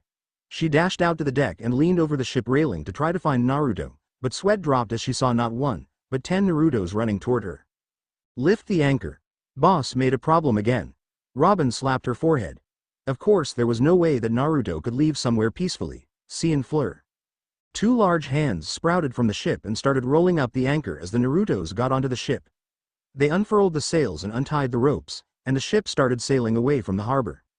Robin glanced toward the shore of Edgesford and sweat dropped as she saw a large trail of smoke coming from somewhere within the town. Then, the smoke trail got closer and closer until it stopped at the shore as a blonde-headed figure dashed toward the ship at breakneck speeds on top of the water. The figure jumped and landed on the deck, and Robin cringed as droplets of water sprayed her. She wiped the water off her face and looked at Naruto, who grinned. He had a large sack lifted over his shoulders, meaning that he probably got all the supplies that she asked for. Hi, Robin-chan. Naruto greeted cheerfully. Robin shook her head with a sigh. Naruto, have you ever heard of Alabasta? No, is that where we're going next? Yeah, are you okay with that? Naruto gave her a thumbs up. That's fine with me. Robin then tapped her feet against the deck of the ship irritably. So, Naruto, remember when I told you to not make a scene? What did you do this time? Naruto scratched his head. Robin-chan, do you know a guy named Admiral Kizaru? Robin then knew. Naruto was hopeless. Robin and Naruto sat silently in the captain's quarters as their ship, which Naruto proudly renamed the Ramen Emperor, was carried along by the wind. 2 days ago, they fled from Edgesford and sailed their way to Reverse Mountain where, anticlimactically, they sailed into the Grand Line without much trouble. They felt several large rumbles quake underneath them as they exited the mountain, but it paused soon after and they never discovered its cause. For Robin, it was a relief, but now, she had another problem. So, that old man was one of the strongest people in the world? Robin rubbed her forehead with a sigh. Yes, Naruto. Admiral Kizaru is considered one of the most powerful people in the entire world, and you decided to call him an old man to his face. Naruto's cheerful grin never faltered, but he leaned back in his chair with a thoughtful expression. No wonder that Lightbeam was so powerful. But that's supposed to be the most powerful in the world. He recalled the fights he had with Madara, Kaguya, and the Akatsuki, all of whom could quite literally reshape the ocean and land at will. Kizaru's Lightbeam paled in comparison. Don't get full of yourself, Naruto. He could have been going easy on you. I know, Kurama. Always look underneath, Naruto sighed. We should start building a spy network soon. There's too much that we're in the dark about. Naruto sat up in his chair. So, these admirals are the most powerful people in the Marines. The good guys. What about the pirates? Is there a ranking system for the pirates as well? There's no official ranking system among the pirates, Robin explained. Pirates are often judged by their bounties other than the 4 emperors and 7 warlords. What are the 4 emperors and 7 warlords? The 4 emperors is a title that's given to the 4 most powerful pirate captains in the world. Right now, that title is held by Whitebeard of the Whitebeard crew, Kaido of the Beasts Pirates, Big Mom of the Big Mom Pirates, and Red-Haired Shanks of the Red-Haired Pirates. Shanks. Shukaku rumbled. That's the same name as the red-haired Sanuva bitch that ruined my playtime. Shukaku. You know who Shanks is? Naruto asked curiously. I first thought he was a funny man, but then he took out his sword. That fucking sword. I don't even know what happened. I hate him. I hurt him a lot though, Kakeke. Matabi laughed. So, you lost. I didn't lose, it was a tie. A T. Naruto tuned Shukaku out with a frown. So, the 4 emperors were strong enough to handle a low-ranked tailed beast? And Kizaru was at the same level as Shanks? Somehow, that didn't seem right based on what he saw at Edgesford. So, Robin-chan, who's the strongest pirate? Robin hummed. Well, most people think Whitebeard is the strongest. At the very least, I'd say he's the most well-known. Naruto mentally noted the name Whitebeard down. So, those are the 4 emperors. Who are the 7 warlords? The 7 warlords are another group of pirates, but they work for the government. The Marines grant them immunity as long as they work for them. So almost like mercenaries, Kurama noted. The pirates who hold the 7 warlords' positions switch around sometimes, but right now, I think it's held by Kuma the Tyrant, Mihawk the strongest swordsman in the world, Hancock the Snake Princess, Doflamingo the Heavenly Yaksha, Gecko Moria, Crocodile, and Knight of the Sea Jinbei. And how strong are they compared to the 4 emperors and admirals? Robin shrugged. No one knows. There's a reason why these 3 powers are called the 3 great powers. If any of them come into contact with each other, it usually causes some world-changing event, so no one really knows who the strongest is since they never fight. Naruto, what are you thinking? Robin asked curiously. Naruto grinned. Nothing. Just thinking about how much the world has changed. Robin frowned. Even though Naruto was smiling, there was a hidden sadness lingering behind the bright smile. He was hiding something that was bugging him ever since he left his island. She made a mental note to ask him about it later. Naruto, what was the place you came from like? Naruto froze, but relaxed and smiled fondly. I was born in a village called Konoha. It was a beautiful village that was built in the middle of the forest beside the mountainside. It was one of the great hidden villages that existed in the past. Robin could almost imagine the lush forest and rugged mountainside as Naruto described it. That sounds like a wonderful place. What was the village like? Konoha was a shinobi village, a military village as you might call it, so most of the village life surrounds the military. What's a shinobi? Naruto smiled fondly as he remembered a particular pointy-haired kid asking him the same question. To me, a shinobi is someone who protects what's dear to them. Someone who can stand against anything to protect his loved ones. That's what a friend told me in the past.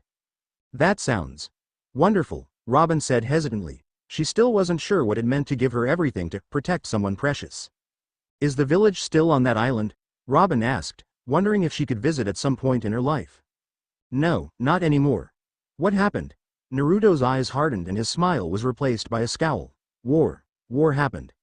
Robin gulped back her next question as Naruto got visibly irritated. An awkward silence filled the captain's quarters, and Robin fidgeted, not entirely sure what she should say. Fortunately, she didn't have to say anything. I see land. A clone shouted from outside. Naruto's frown quickly flipped to a grin and he eagerly ran out of the captain's quarters and peered over the bow of the ship. Surely enough, an island was slowly approaching in the distance. Faintly, he could hear the sounds of people cheering. Robin-chan, do you hear that? She frowned. Yes, it must be quite loud to reach us all the way here. You think those people are cheering for us? Let's hope not.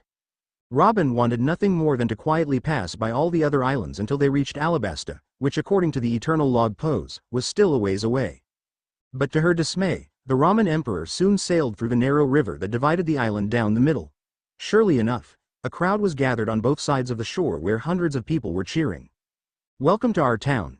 Welcome to Whiskey Peak. Welcome heroes. Naruto waved back with a smile while Robin hid from sight with an exasperated frown on her face. Naruto, what are you doing? They're waving, so I'm waving back, Robin facepalmed. Am I doing something wrong? Naruto asked, scratching his head. No, you're fine. The ship slowly came to a halt by the port and a tall man wearing a black button-up trench coat walked up to the ship. He had a long mustache, which he stroked with a cheerful smile. Ahem. Ahem. Heroes of the sea, welcome to our town, Whiskey Peak. I am the mayor, Ivanov, and I invite you to stay for a night and we'll throw a party to celebrate you making it to the Grand Line. Naruto glanced back toward Robin who seemed uncertain. Don't worry, Ivanov said with a grin. All adventurers of the Grand Line come through this island and get guidance from our townspeople to help them on their journey. The offer seemed fishy, but the man seemed genuinely hospitable. Robin paused to think for a moment, then shrugged. I guess it couldn't hurt. Naruto can probably handle anything if something happens, she thought. Besides, any information we can get about the Grand Line will help us in the future. We'd love to stay the night, Robin replied with a warm smile. The crowd cheered with renewed vigor, and as the gangway dropped, people gathered around them to greet them with wide smiles. Naruto smiled back, waving his hands around cheerfully. Naruto, Kurama warned. I know. Don't worry. Let's just hope they don't do something stupid, Kurama thought to himself. Come, we'll celebrate at one of Whiskey Peak's best bars. Ivanov led Naruto and Robin to a large plaza that crowded the center of the town. Naruto looked up and whistled in awe when he saw tall cacti growing in the back of the island. I've never seen cacti that grow that large, Naruto mused. Yes, it's one of our town's wonders. The first residents found them here when they first settled and they've been Whiskey Peak's pride and joy ever since. Is that so? Naruto saw Ivanov chuckle nervously and grinned. Well, let's get the party started then. Why yes. Bring out the food. That night, the party raged on for hours like a wildfire. Musicians played jaunty tunes in the bar while chefs continuously brought out delicious food for the entire crowd. People packed into the bar as music filled the entire island. Naruto laughed, drinking and mingling with people as the night grew old. Meanwhile, Robin leaned against a building in a shadowed alleyway, enjoying the slight breeze that blew. From her pocket, she drew out her mother's journal and started skimming it once again. Really, she did prefer the silence of reading over the loud company of others. Day 11. We arrived at Alabasta. The county seems very prosperous, and we found evidence of an ancient civilization once being here. We were given an audience with the king as scholars of Ohara, but they are being light-tipped about anything regarding poneglyphs. So, the royal family of Alabasta most likely knew something about the poneglyphs. That means this, boss, that Mr. Five was talking about might actually have a lead on a poneglyph, Robin thought eagerly. Why aren't you enjoying the party? Why? Robin looked up from the journal and saw several men grinning at her while holding large mugs. Their speech was slurred and there was a noticeable sway in their steps as they approached. She smiled. I wasn't feeling up to it. What about you? Why aren't you enjoying the party? We were worried 'cause you weren't there. We couldn't just enjoy the party, one of them slurred. His face seemed genuine enough, but his right hand hovered over the sword strapped to his hips. The others followed his lead, drawing their swords from their belts. Robin crossed her arms in front of her with a frown. I'm flattered by your concern, but unfortunately, you seem to have a different goal. Diaz Fleur. Clutch. Back in the bar. Then we heard a really loud crash in the ocean, and I thought we were going to die. Naruto laughed while taking another swig from his mug. Loud music and chatter were still raging in the background, and Naruto could barely hear what Ivanov was saying next to him. That must have been Laboon, that goddamned whale banging into the red line. Laboon? Naruto asked curiously. I heard the story from a pirate many years ago. There's a whale that lives near Reverse Mountain named Laboon who used to be part of a pirate crew. The pirate crew sailed into the Grand Line, leaving the whale there at Reverse Mountain. It must be 50 years now that Laboon has been waiting there. Ivanov took a deep swig of his mug. At least, that's how the story goes. Naruto hummed, so there's a story behind that shaking. Indeed. So, where are you headed? Why did you enter the Grand Line? My friend has something she's searching for, and we're heading to Alabasta right now, Naruto replied, taking another large gulp from his mug. Do you know anything about Alabasta? Ivanov scratched his beard. Alabasta. I hear they're going through some kind of a crisis as of late even though they were once a prosperous country. I'm afraid I don't know anything that will be of any help, unfortunately. Something felt off about the way Ivanov was talking about Alabasta, but Naruto shrugged. Well, it's getting late, so I think I'll go ahead and crash back on my ship. Thanks for all the food, and I'll make sure to say goodbye before we leave tomorrow. Of course. Be sure to say goodbye in the morning. Standing up, Naruto dusted off his pants before heading toward the door. But then he paused. Ivanov, since you're the mayor, you must have lived here for a long time. Have you never wondered what could possibly make a cactus grow as tall as it does on this island? The air tensed and a chilly air filled the room. There are many mysteries in the Grand Line, Ivanov chuckled. I suppose that's another mystery that we will have to solve in the future. Is that so? Naruto hummed softly, and the atmosphere in the bar grew tense by the second. Boss, we brought her. Ivanov flinched as if he'd been stabbed as several voices came from the back of the bar. Several men, who had large bruises on their faces, dragged a shadowed figure in behind them. The bitch took out nearly 50 of us before she caved in. They whipped around the person they held in their hands, and Ivanov jumped back from Naruto, grabbing a small stick that elongated into a pole from deep within his pockets. You idiots, the signal, the music is still playing. Doom. Ivanov's legs trembled as people around him fell to the ground unconscious with loud thuds. The pole he held rattled until it dropped from his hands. Slowly, his knees gave out until he was nothing more than a shivering mess on the ground as sweat poured down his temples. Ivanov. Naruto growled demonically as his eyes flashed crimson. Earlier outside, I'm flattered by your concern, but unfortunately, you seem to have a different goal. Diaz Fleur. Clutch. Long arms sprouted from the men's shoulders and snapped their necks as they fell to the ground limply. Robin dusted off her hands and put her mother's journal back in her pockets. She needed to go warn Naruto. Get her. She whipped around as other voices called out from the buildings around her and broke out into a run. She wasn't entirely sure where she was going as she weaved in and out of the alleyways. But eventually, she found herself in an open area, cursing as she realized that she'd run herself in a circle right back to the town plaza. She's here. Robin swiveled around and paused as nearly 100 men and women surrounded her from all sides, appearing from various alleyways that stretched from the plaza. Knives, swords, and guns were tightly gripped in their hands, all pointed toward her. She grabbed her hands in front of her, and Fleur, clutch. 100 limbs sprouted from people's shoulders, torsos, and legs as loud cracks erupted throughout the plaza. People slumped to the ground in waves as the limbs rendered them unconscious, or hopefully, dead. Bang. Robin tumbled to the ground as a loud shot erupted from the crowd and a piercing pain shot through her thighs. She grit her teeth to block out the pain and put her hands together. And Fleur. Slam. Hundreds of hands rematerialized, but before they could fully form, people rushed toward her and she felt someone roughly grab onto her wrist and clamp something cold onto it. Immediately, all her strength drained from her body. The summoned arms disappeared in a flurry of petals. Sea-stone cuffs. Robin thought, panicking. She tried tugging her arms free, but the cuffs held her arms tightly behind her back. Fucking bitch. Pain exploded across her face as someone kicked her and several more blows landed on her body, making blood well up in her mouth. Take her back to Ivanov. Several people started dragging her by her arms toward the bar that Naruto was currently at. Naruto. Back to present, Ivanov. Naruto slowly trudged toward Ivanov like a beast stalking its prey. The man tumbled backward, crawling as fast as he possibly could from what he could only describe as a demon. Get away from me.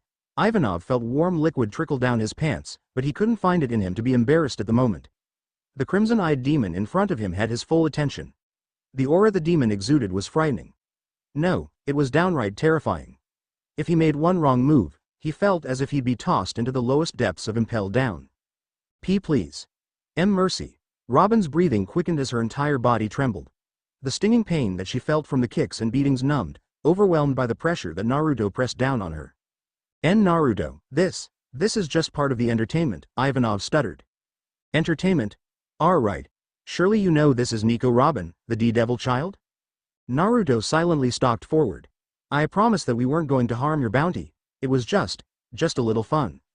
The pressure increased twofold, dragging Ivanov and Robin down to the ground. The rest of the people in the bar slumped onto the ground unconscious. Fun? You think this is funny? Ivanov whimpered, and suddenly, the bar's door slammed open. Several people holding weapons crowded the doorframe, all equally terrified as Ivanov was. Their legs visibly trembled and they barely stood by holding onto the doorframe, but at the very least, they were still conscious. BB boss. Naruto clicked his tongue and grabbed Ivanov by the collar of his trench coat. He angrily chucked the man at the door, and the men collided, scattering like bowling pins. Naruto slowly walked outside, savoring every single moment. The sight that greeted him made him grin. Terrified people huddled around Ivanov, who was nursing a nasty wound on his arms, and surrounding them in a protective formation were hundreds of men and women who were struggling to hold onto their guns and swords. Kill him! Ivanov shouted. Hundreds of deafening gunshots and shouts rang through the plaza as shards of metal flew toward Naruto. Doden. Doryuheki. The ground in front of Naruto rumbled as a large wall erupted forth, stopping the gunfire and weapons thrown toward him in their tracks. The dirt wall then crumbled, leaving the hundreds of men and women dazed. Ivanov, Naruto repeated. I gave you a chance.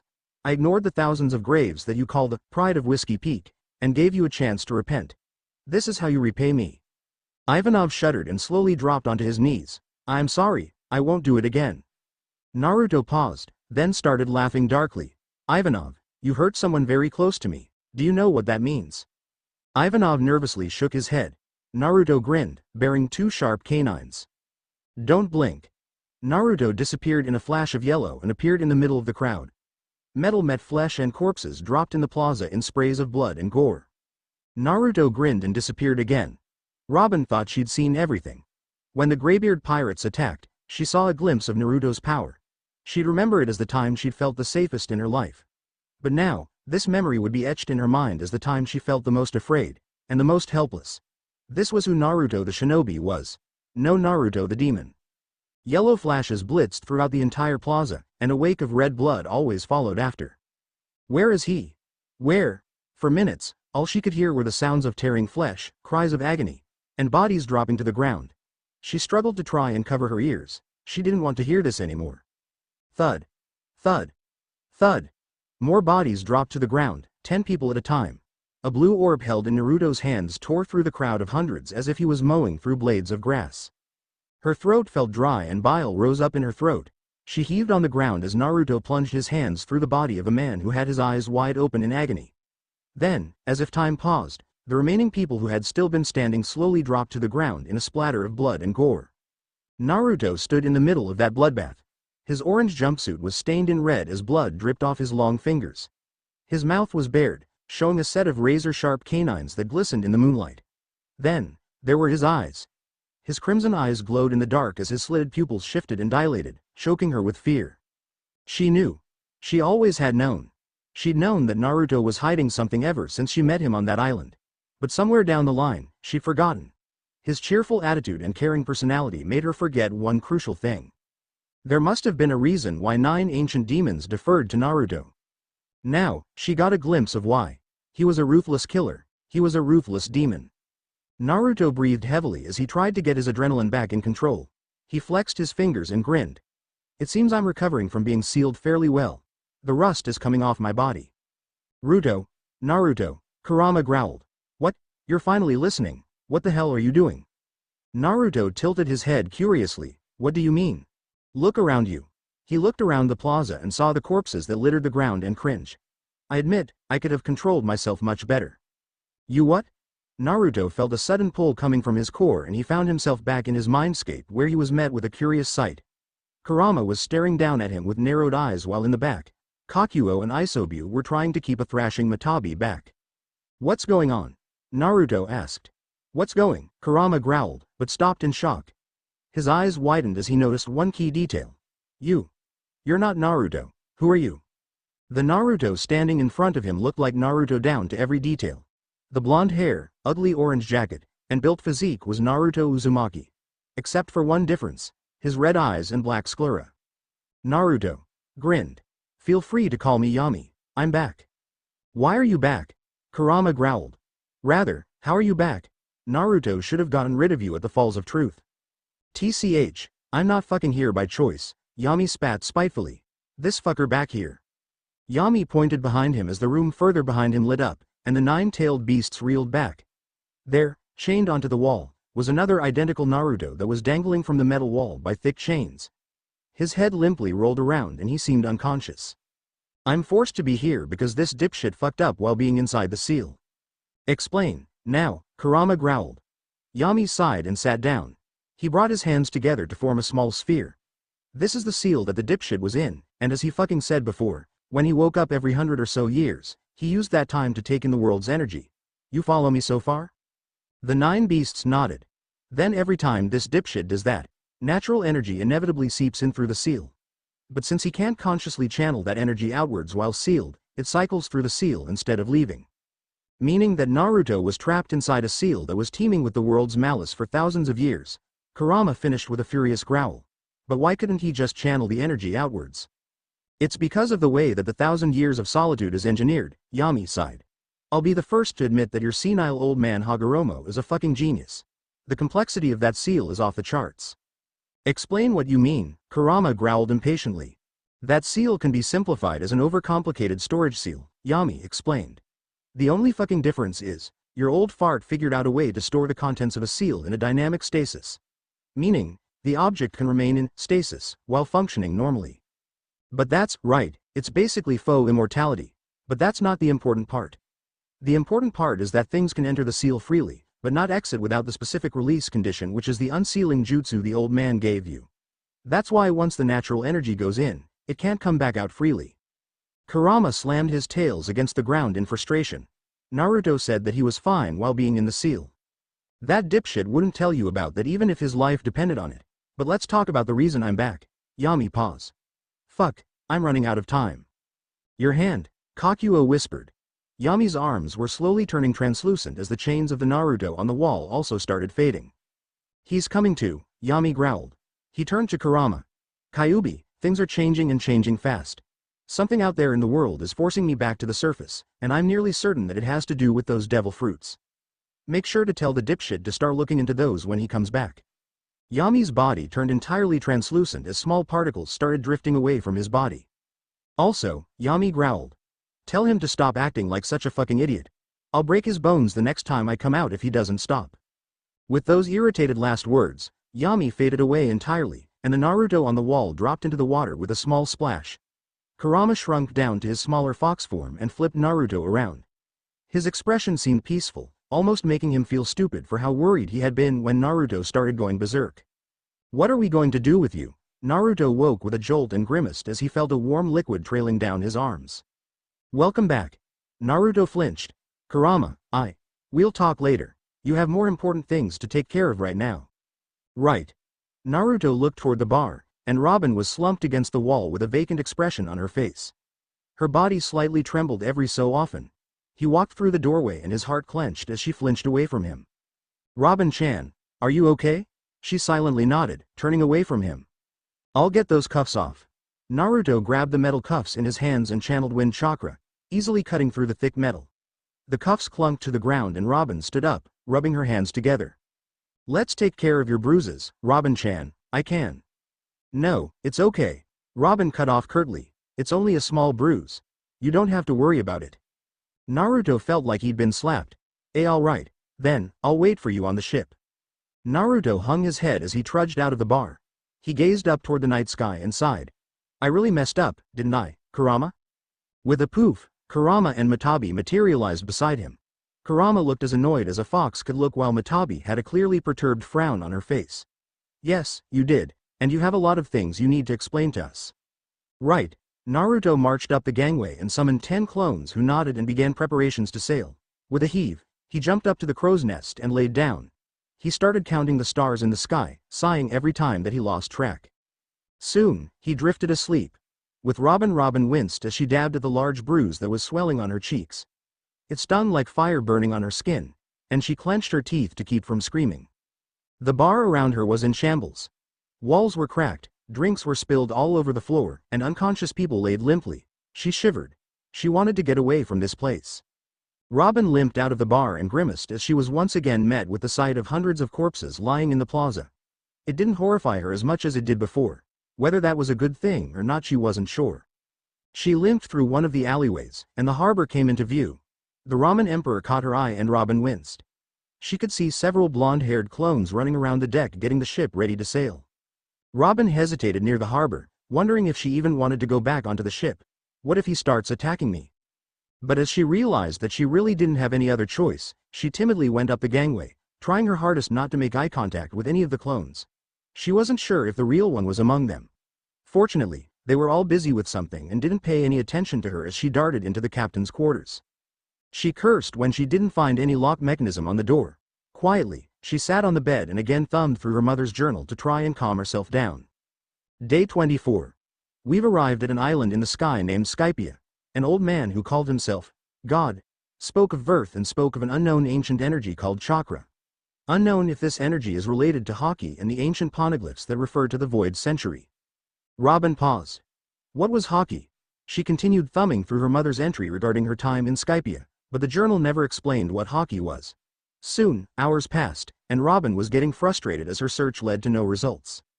Several soft knocks tapped at her door. Robin-chan, are you there? It was Matabi's voice. Robin shivered. She wasn't ready to talk with any of them yet, it was far too soon. He's not here with us. That was Kurama's voice. She cradled her head in her arms, curling into a ball on her bed. Why are they here? I don't want to talk to them right now. Robin-chan. Matabi called again. Robin paused and bit her quivering lips. You can come in. The door creaked open and Kurama and Matabi walked in with serious yet worried expressions on their faces. They sat on a couch that was next to her bed silently. Robin nervously sweated as the two sat there without saying a single thing. Did you know that Naruto was kicked out of hundreds of stores before he even turned 5? Robin froze. What? Before that child could even start talking properly, he was already being kicked out of stores and buildings without ever being told why. Why would people do that? Robin asked. Because they thought he was a demon. Robin froze. Her heart clenched in guilt as she recalled thinking the exact same thing hours ago. But he's so nice. Most of the time. But not everyone saw Naruto's kindness. Even as he tried hard to be cheerful and helpful, Please always found a way to ignore that. Kurama sighed. That's why Naruto is such a secretive person. He has an uncanny ability to love and befriend others, but he's always afraid that he'll lose people and fears that he'll never be good enough. Right, Robin whispered. That explained the choking feeling she always felt when she wanted to ask Naruto about his past. Every time she tried prying deeper into his past, he'd close up. Maybe that's why it hurt so much, because now, she'd accidentally stumbled upon Naruto's secret that he couldn't tell her willingly. Why did Naruto kill all those people at Whiskey Peak? He didn't seem like that kind of a person before, Robin asked. That, I don't know. You don't know? He hasn't told us. Not yet. Kurama sighed with a frown. That's another one of his fatal flaws. He refuses to tell his precious people about his struggles and tries to shoulder the world by himself. He focuses so much on making other people smile that he forgets about himself. In fact, let me show you something. Kurama held out his paw expectantly and Robin tilted her head. Touch my paw, Kurama ordered. Robin hesitantly held out her hand, and as soon as their hands touched, Robin felt a pulling sensation deep in her stomach and she felt herself floating in the air. What? Robin started, but the words died in her mouth. A lone swing swung back and forth, hanging from a tree in a park. A small boy with blonde hair, wide green goggles, and a bright orange jacket sat on the swing with a frown. His eyes were brimming with tears. Adults around him spoke hurriedly in hushed whispers. Look, it's the demon brat. Shush, we're not supposed to talk about that in public. Robin gritted her teeth in anger as the adults ushered their kids away as if the boy on the swings was the plague. It was just like the adults would do back in Ohara when she used her powers. Tears leaked out of the boy's eyes. Why do they keep avoiding me? Do they hate me? Did I do something wrong? Robin's heart ached as tears welled in her eyes. The boy wiped the tears off his face. No, the future Hokage doesn't cry, Dadbeo, the boy shouted with a smile. I'll show them they're wrong. I'll become Hokage. The scene shifted around her. The small park faded away as she floated on top of a long bridge hanging over a chasm. She saw the same blonde-haired kid, who she now could see was a teenage version of Naruto, standing beside a pink-haired girl and a man with a weird face mask. Give Sasuke back. Naruto shouted. Red bubbles started appearing around his body as his eyes turned a crimson red. Shockwaves exploded out around the bridge as a heavy pressure pressed down on everyone near him. Robin reeled back as she felt the familiar pressure and saw his eyes turn red. The scene then immediately shifted, and she found herself above a large chasm. Naruto stood next to the same pink-haired girl that she saw before and a man with gravity-defying gray hair. Naruto, a deep voice called. Robin then noticed a different black-haired boy with a purple robe standing on the edge of the chasm. Sasuke, Naruto called. But the black-haired boy, Sasuke, didn't respond. Then suddenly, Sasuke disappeared from the edge of the chasm and appeared in front of Naruto with a blade poised against his stomach. Wait, don't, Robin cried, eyes wide. Splurt. Blood spewed down Naruto's stomach. The chasm faded away and she found herself in a park. The sky was dark as clouds ominously loomed in the air. Naruto sat on a bench, tears freely streaming down his face. He held an orange popsicle stick that was melting. Naruto, I heard about Jiraiya-sama's death. A black spiky-haired man sat next to Naruto.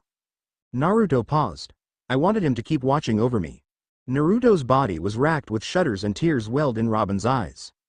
I wanted him to watch me become Hokage. The park then faced away and Robin found herself back in her room with Kurama and Matabi staring at her. That was just a small part of Naruto's life. It's incomparable to everything he's seen and faced, but in my opinion, he's more similar to you than different.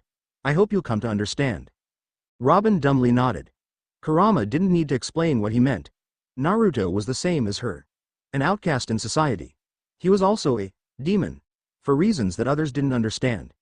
Tears flowed down Robin's eyes. Now, she was also no different from everyone that once called Naruto a demon. How is Naruto the way he is? How can he be so cheerful all the time? Robin sobbed.